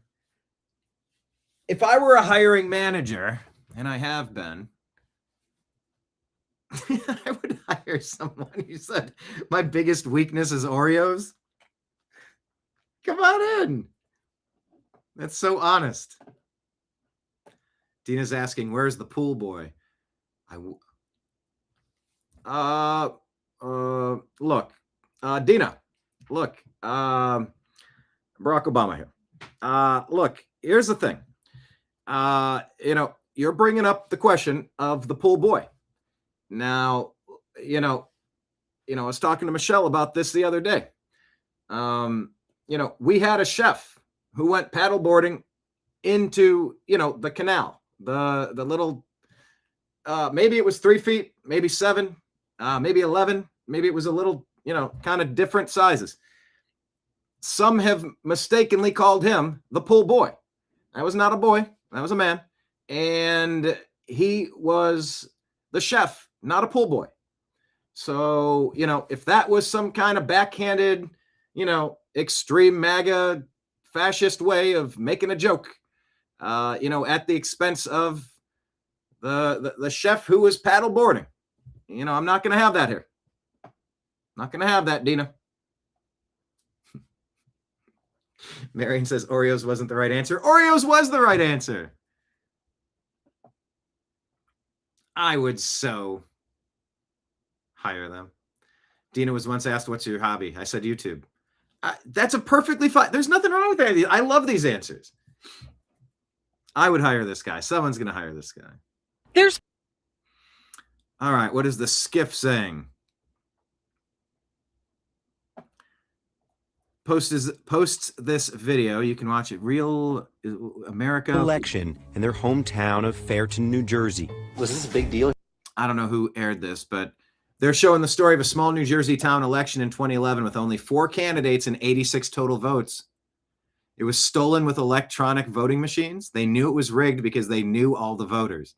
They took it to the court and they won because the outcome was proven to be rigged. Vivian Henry, 34 votes. Mark Henry, 33 votes. Were they related? Cynthia Zirkle, 9 votes. Ernest Zirkle, 9. 10 and 9. The Zirkles contested the results. 28 voters later signed affidavits under oath stating they had voted for the Zirkles, which would have flipped the outcome. Case went to court. Zirkle v. Henry. Court ultimately reversed the results. Zirkles declared the winners 34-33, and the Henrys lost. This is the exact reason why we cannot trust electronic voting machines. The people running the election on site or in a completely off-site location can rig results. I don't believe any computer systems. We need paper ballots that are counted, verifiable, that match up with each 100 each 100 each 100 hand counted votes counts. Wrap them up, put them in a Ziploc, seal them up. Here's batch 1. And you have a tabulation for double-checked batch 1 on the computer. And that's it. That's the only way you could do that is if you have hard copies.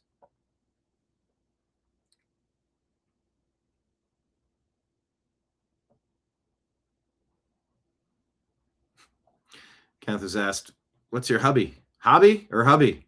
And said, I was not married. I'm not married. Hobby or hubby?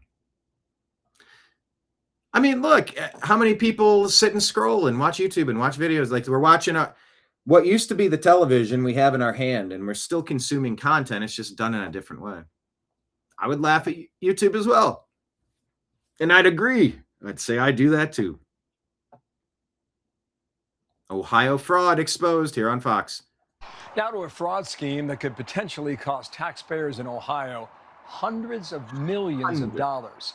Yet a recent audit revealing major red flags in that state's Medicaid program.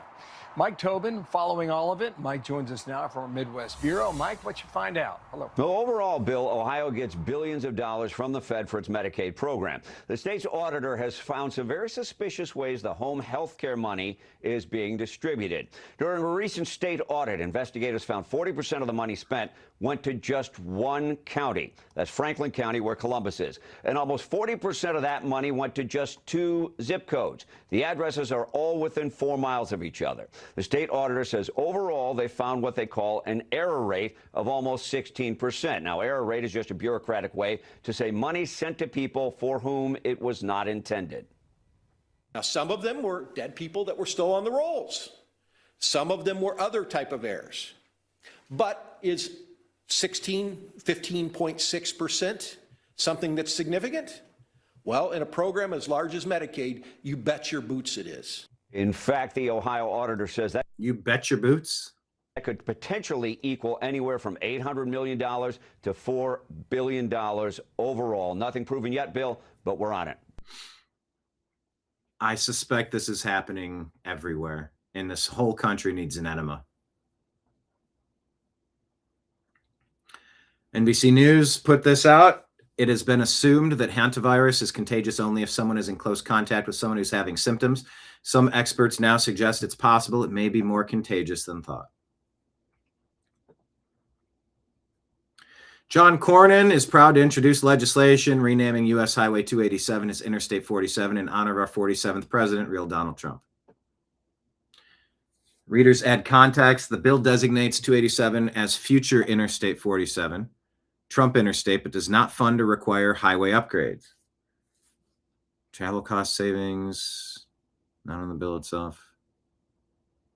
I don't know, they're in the weeds.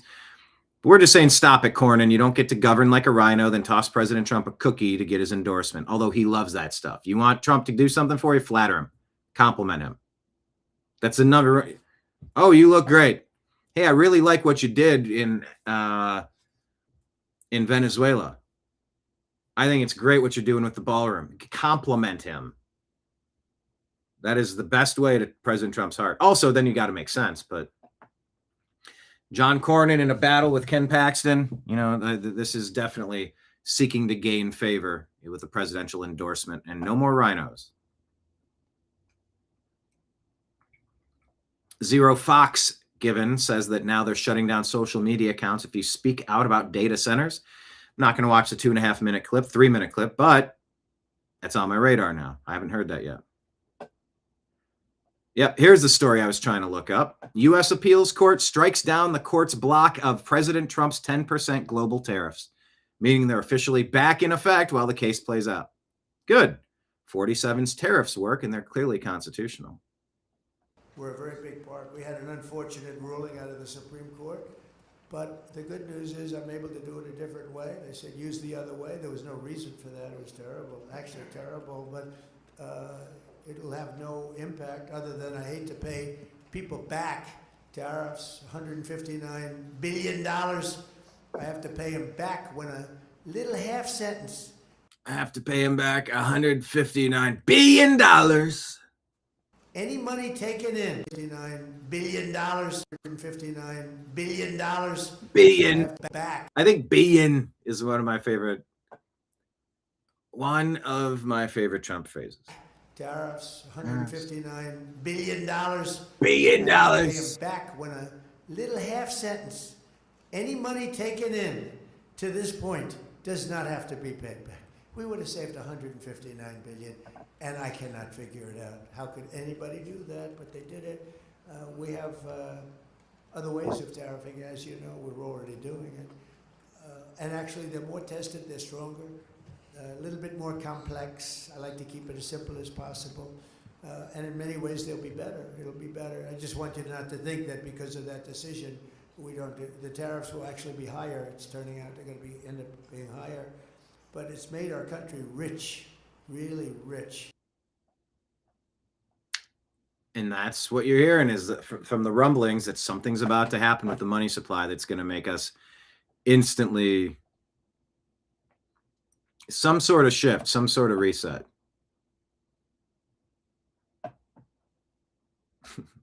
Will my imported shirt tariff I snag a nail? It just might.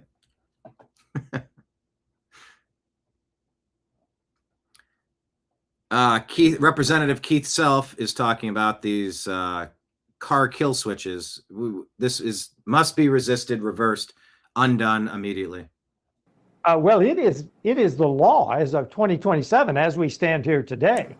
So it was passed during the Biden era, of course. It was passed supposedly to keep drunk drivers off of the roads.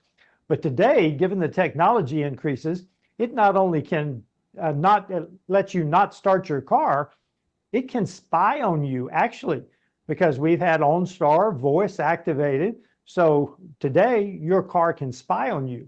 So if it thinks you're inebriated or intoxicated, but you might just be excited, it won't let you start your car. What if you're fleeing from an attacker?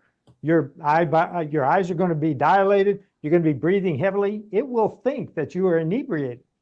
So it won't let you start the car. But then also it's listening to what you're saying. This is a terrible idea. And frankly, your car is now the judge, the jury, and the executioner to turn off your car. That is not the Fourth Amendment of the U.S. Constitution. No, 'tis not.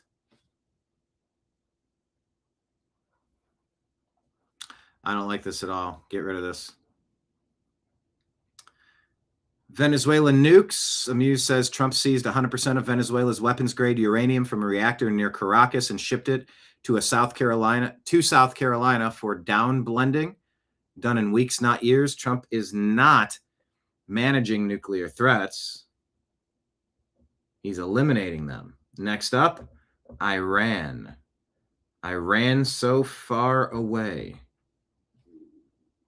Couldn't get away.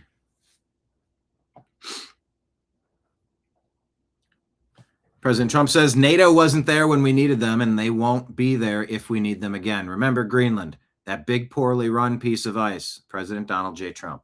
Mario Knopfel says, breaking Trump posts in all caps, NATO wasn't there. Rutt just left Washington, calling it a meeting between friends. Trump waited until he was probably still on the tarmac to post this. The Iran war exposed NATO's irrelevance in real time. U.S. is quietly negotiating 3 new military bases in Greenland, and it's reportedly further along than anyone knew. Washington is seeking 3 new bases in southern Greenland focused on surveillance of Russian and Chinese maritime activity. See, that's what I'm saying. You go meet with the Chinese, you meet with the Russians, but you don't trust them. You work for America, except the deep state doesn't work for America. They've been destroying this country incrementally, piece by piece. Look, we're just 5 days away from fundamentally transforming the United States of America. Yeah, we didn't need fundamental transformation. We needed a return to what we're supposed to be. So yeah, not trusting the person you're negotiating with, always looking, hey, you are an opponent, you are an enemy, a potential enemy, but let's find a way, some mutually assured partnerships where we might not seek that path. Washington seeking 3 new bases, southern Greenland focused on surveillance of Russian and Chinese maritime activity in the Guyuk Gap, the strategic stretch of ocean between Greenland, Iceland, and the UK. One option on the table would designate them as U.S. sovereign territory. The two sides have met at least 5 times since mid-January, while the administration has been consumed by the Iran war. Turns out threatening a NATO ally wasn't necessary. The deal was always there to be made. Source, the BBC.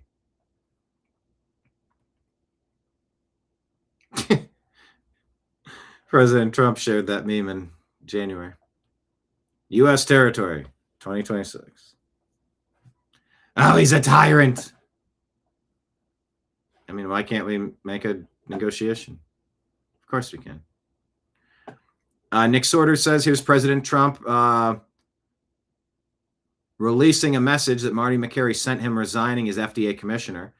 This seems to be a very amicable separation. Trump had nothing but good things to say about McCary, posting so much was accomplished under his leadership. He was a hard worker who was respected by all. He'll go down to have an outstanding career in medicine. Marty McCary to resign did you fire your FBI Well, I don't want to say, but Marty's a great guy. He said, I don't want to say. McCary to resign, sir? Or did you fire your FBI Well, I don't want to say, but Marty's a great guy. He's a friend of mine. He's a wonderful man, and he's going to be off. And the assistant, the deputy, is taking over temporarily until we find. Everybody wants that job. It's a very important job. Marty's a terrific guy, but he's going to go on and he's going to lead a good life. He was having some difficulty. You know, he's a great doctor, and he was having some difficulty, but he's going to go on and he's going to do well. Everybody wants that job. Okay. I wonder what difficulty he was having. Here's the meme we were talking to you about. You want to know why America's fucked? You used to be able to go earn some silver or gold and have more than you needed each month. And now it's like, where do the, $300, $400 grocery store tabs?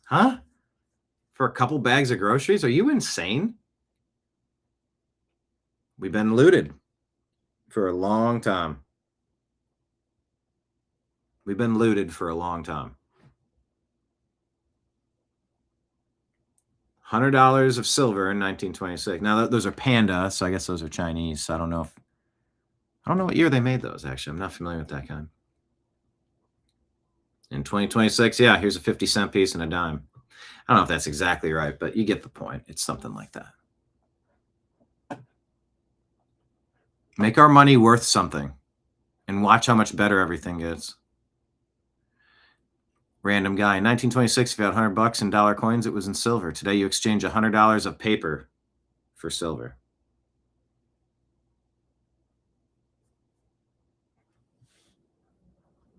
All right, check this out.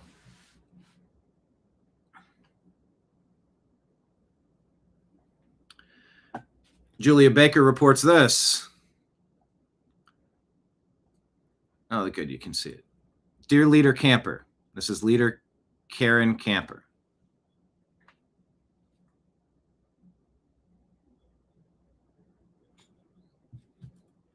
Due to actions taken by members of the Democrat caucus during the second extraordinary session of the 114th General Assembly, aimed at disrupting the Democrat and legislative process and creating disorder on the House floor, including but not limited to. By the way, this is for, remember where that dude with the big hair was yelling, "The F is wrong with you, boy"? Remember that? This is what we're talking about, I believe.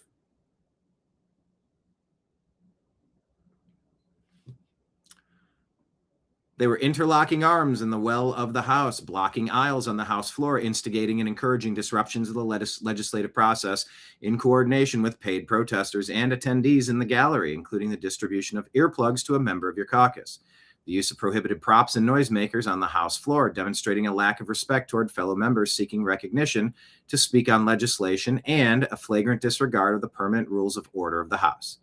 Members of the Democratic caucus will receive individual letters removing them from all standing committees and subcommittees of the House, except where membership is required pursuant to Rule 65 of the House rules. You gone. We can't throw you out completely, but you're off every committee. You have no power anymore. Do this type of stuff everywhere from now on.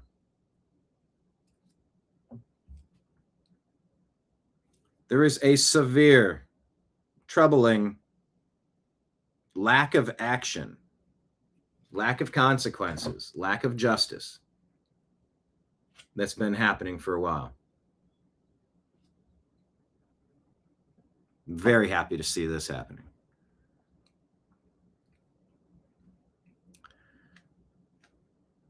And Justin Pearson, it was this guy. Remember him from the video? Boy. He's yelling at that cop. Boy. The F is wrong with you, boy.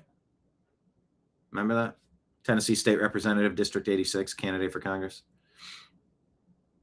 Justin Pearson. He says, Speaker of the Tennessee House, Cameron Sexton, just removed me and every Democrat, and therefore every black elected official. Ugh, stupid race politics. And therefore every black elected official in the state legislature from any committees we serve on.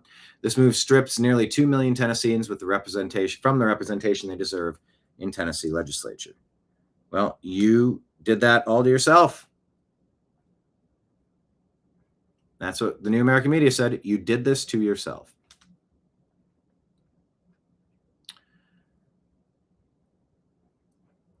Okay, this guy from this video where he punches her. I don't want to play it again.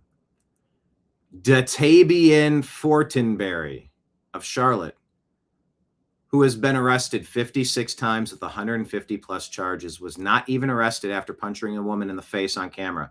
He got a criminal summons, aka please come to the court later. What the hell? Oh, that's a great quote. This is the party that pretends to empower women. Democrats vote Democrats out everywhere, always. They pretend to hate toxic masculinity. All the left's beliefs are conditional. They have one belief: we must have power. They want to rule over ashes.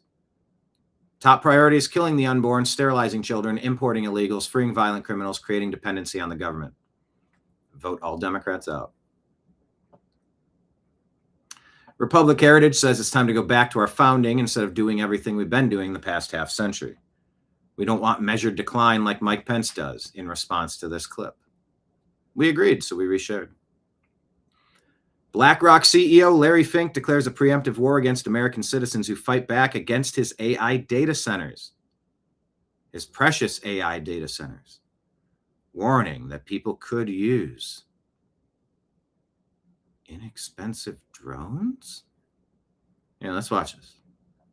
But now, because of drone warfare, we have to relook at all forms of security and the need for rebuilding the GCC region, to rebuild it so that it's going to be in a position where it's not going to be obstructed by drone warfare. So many more things are going to have to be underground. But even here in the United States, if we're going to be building, let's say, these 1 gigawatt data centers, how do we make sure we're not protecting those $50 billion, $75 billion investments? We have to relook at everything because of the role of drone warfare. Right now, we're looking at it internationally, but one of my concerns is, could it be a domestic terrorism using a $3,000 drone? So all of these things are actually opportunities, not problems. It's going to require, as we said, trillions of dollars of capital. Governments cannot build these out alone. They don't have the wherewithal. And two, their deficits are starting to be mounting. And we spend too little time talking about the U.S. deficits and other countries' deficits. So this is all going to be the role of private sector.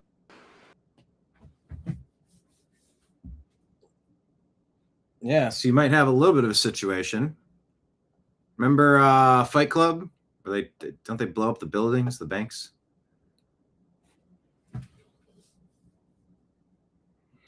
LDAs are the downfall of America, says Ortho, liberal, Democrat, atheist. I mean, let's see the Venn diagram of the worst of the worst. I mean, you're going to have a lot. That blend is a pretty bad blend for creating policies that work, it seems, just on the average. So yeah, they're going to have to put their data centers underground. Well, yeah, the residents near them report super loud noise. Not okay for super loud noise. Residents report that it's draining the power grid. Not okay. You need to find a way to build your own power plant that handles that capability on your own and have extra to sell back into the system to lower the energy price for everybody else. Don't be a drain, be a blessing. Build green space and collect all the water and reuse your water. I don't understand why the water supply can't be harvested in a closed cycle loop. If it creates steam, why can't you capture the steam and then roll it back down like a distillation process? I have thoughts. Hey, speaking of BlackRock, Let's just move specifically to investment firms who are gobbling up family houses, says Jack Posobiec. End it. Pass the 21st Century Road to Housing Act today. President Trump said, as I said at my State of the Union address on Feb 25, the American dream of home ownership is under attack. For example, Rachel Wiggins, a mom of two from Houston, placed bids on 20 homes and lost all of those bids to gigantic investment firms that bypassed inspection, paid all cash, and turned those houses into rentals, stealing away her American dream. She was devastated. Stories like this are why I signed an executive order to ban large Wall Street investment firms from buying up single-family homes. Also, in my speech, I called for Congress to save the American dream of home ownership and ban these purchases permanently. Senators Bernie Moreno and Tim Scott have worked to ensure my call becomes a reality and have a bill which has passed the Senate with nearly 90 votes. I'm asking Congress to pass that bill, the 21st Century Road to Housing Act, which would ensure that homes are for people, not corporations. Thank you for your attention to this matter, President Donald John Trump. I'm in favor. In the chat, can you tell me anything that would be a good argument against this? Or is everybody thinking this would be a good idea? Yeah, you have these large investment firms buy everything up, then it's just you have to rent. It's like a couple of companies buy up everything in your small college town, all the rentals, and it's like you have to go through them.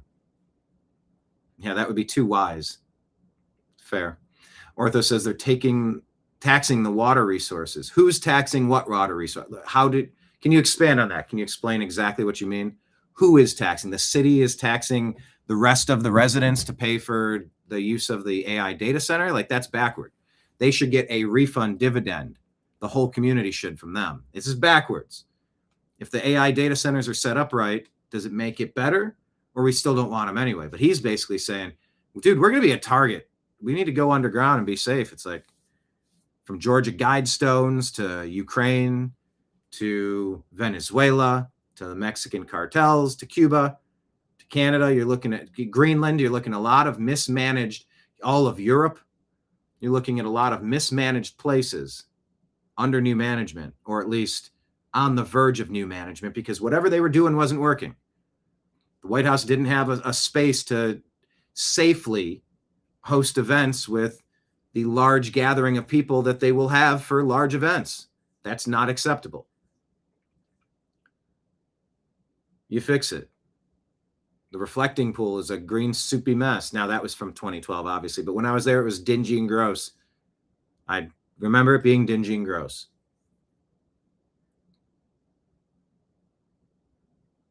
Do we want things fixed or do we not? Marion does not want data centers. Dino, we don't need a Bill Gates in home ownership like he bought up all the farmland. Yeah. Agreed. So I think this is really good. Jesse Hughes says, one of the greatest aspects of the American dream is the ability to own a home and raise a family. That dream is unavailable to my generation, Gen Z, because of corporations like BlackRock. Charlie Kirk understood this. President Trump understands it. Congress needs to act. Just the News reporting, referenced by Tom Fitton, they will never stop. Biden FBI secretly set up Trump to be indicted after he leaves office. Arctic frost memos suggest. Are we going to throw any of these traitors in jail yet? Kyle Seraphin says the FBI needs to be destroyed. The agency is run by the same people, and they are letting cash only pretend to be their boss. That's a problem. Check out yesterday's show that has a spelling error in the title for some reason. I never asked for Grok to do that. I didn't assume that they would, and it's my job to double check it, but it is what it is.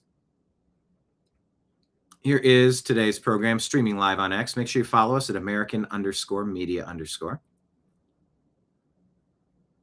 Benny Johnson says, when Obama visited China, he was forced to exit off the ass of Air Force One because they didn't even get stairs for him.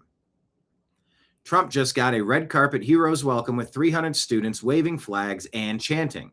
It feels good to be respected on the world stage again. What type of partnership is this signaling between President Trump and Xi Jinping of China?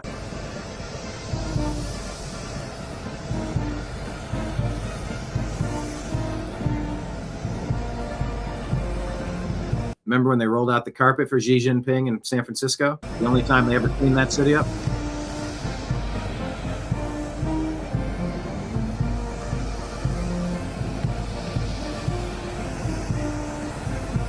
President Trump is in China now.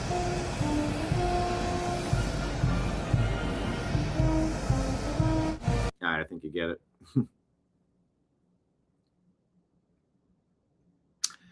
Speaking of this trip, President Trump says CNBC incorrectly reported that the great Jensen Huang of NVIDIA was not invited to the incredible gathering of the world's greatest businessmen and women proudly going to China.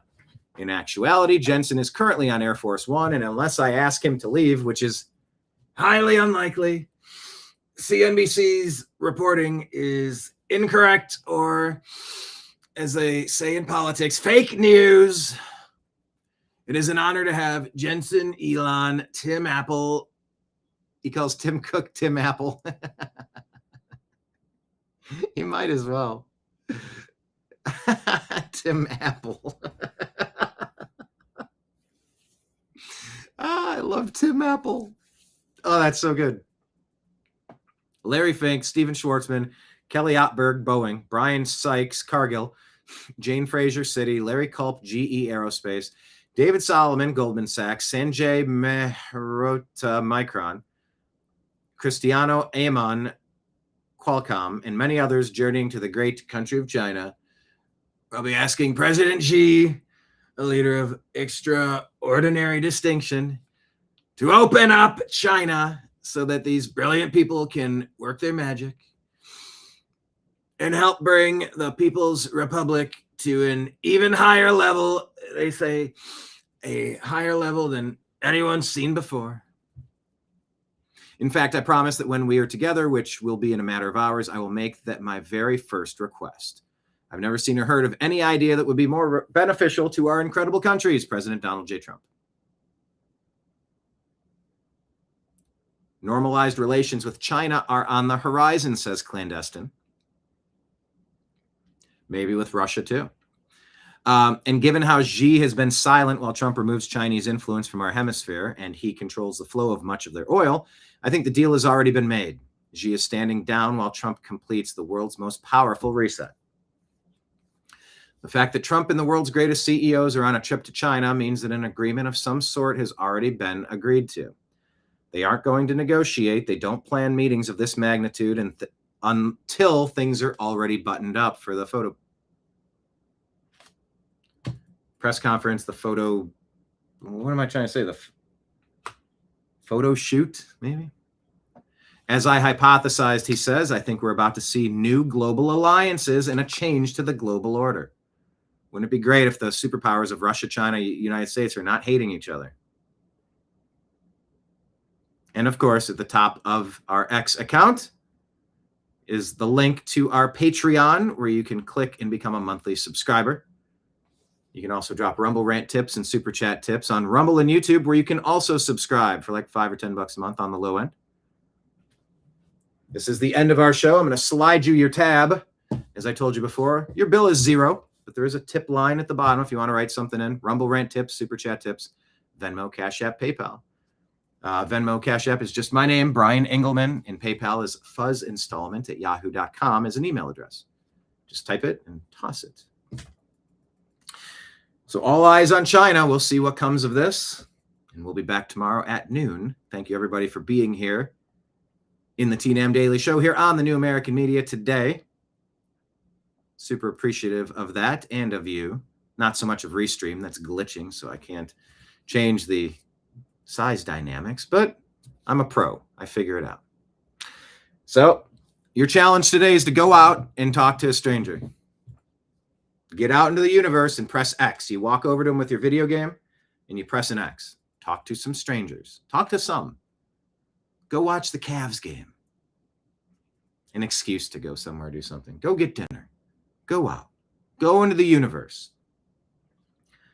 Warble that joystick over to somebody else. And when the button pops up with X, you press X and you talk to them.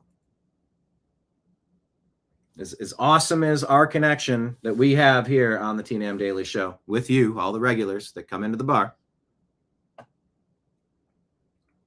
don't forget, this is a simulation. This is an experience that we're meant to roam. We're meant to interact. And we're meant to have a good time. We're meant to, I'll leave you with this. Dina, quick question. You said, Brian, your show was huge. Are you doing that as Trump voice, or are you making a different comment? Brian, your show was huge. It was huge. They said, sir, how big of a show was it today? And I said, it was huge. Oh, Kenneth, off the top rope. Where'd it go? Whoop. Thank you for your time. Yes, thank you for everybody being here. Appreciate all of you. Kenneth jumps in with a super chat tip, $10 off the top rope. Bang. I heard it. You took a silver coin and you chucked it into that tin can. It went bing. Bing, bing, bing. One of Trump's favorite words. Bing, bing, bing. Well, thank you very much. Appreciate that, Kenneth. Just the tip, hon. Got a game. It's called Just the Tip. Just for a second, just to see how it feels. Is that Wedding Crashers? It's Vince Vaughn. It might be Wedding Crashers.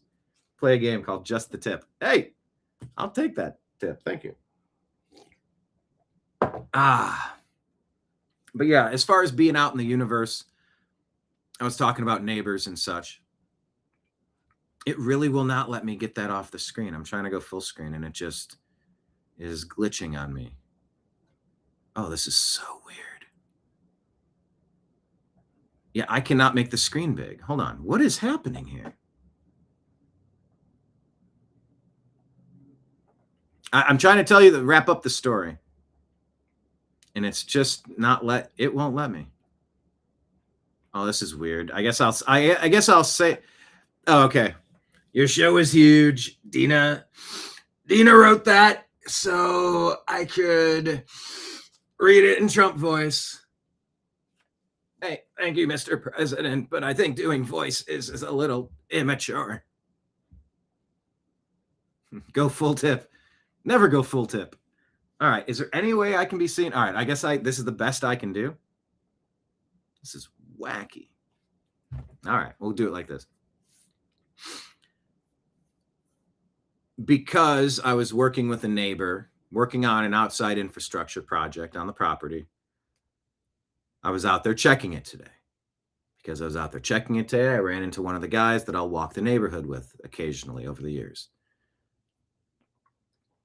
We chop it up about various topics and got to talking, and he described something he's been going through.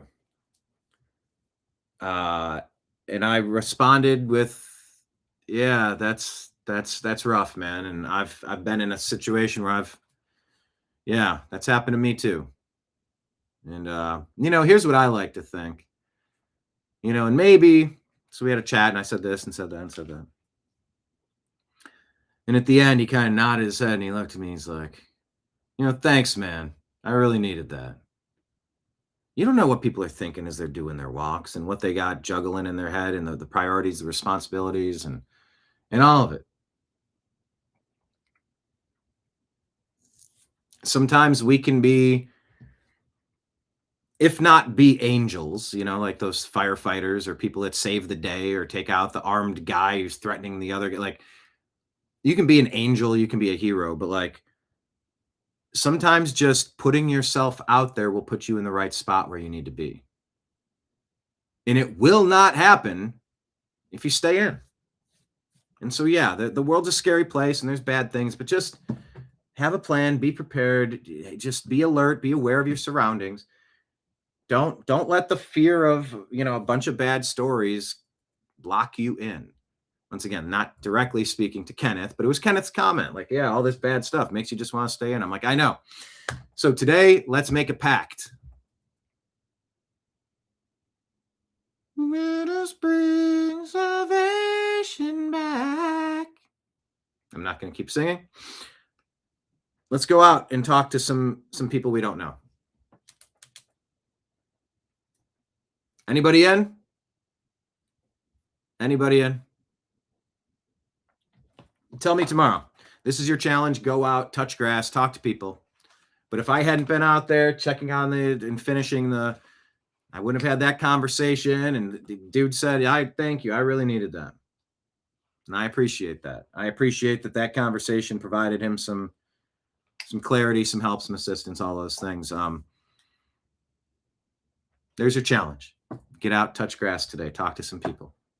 All right, now, signing out. On behalf of everybody out there in the TNAM universe, I appreciate you. I love you. And we'll talk to you again soon. Take care, everybody. Peace.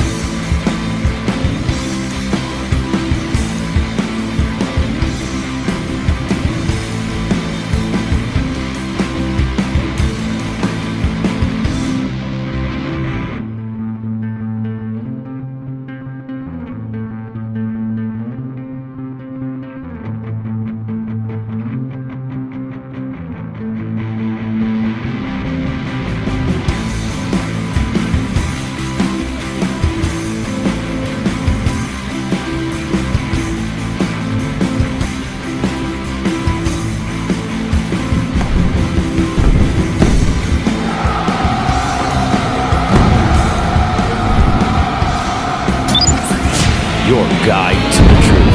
TheNewAmericanMedia.com.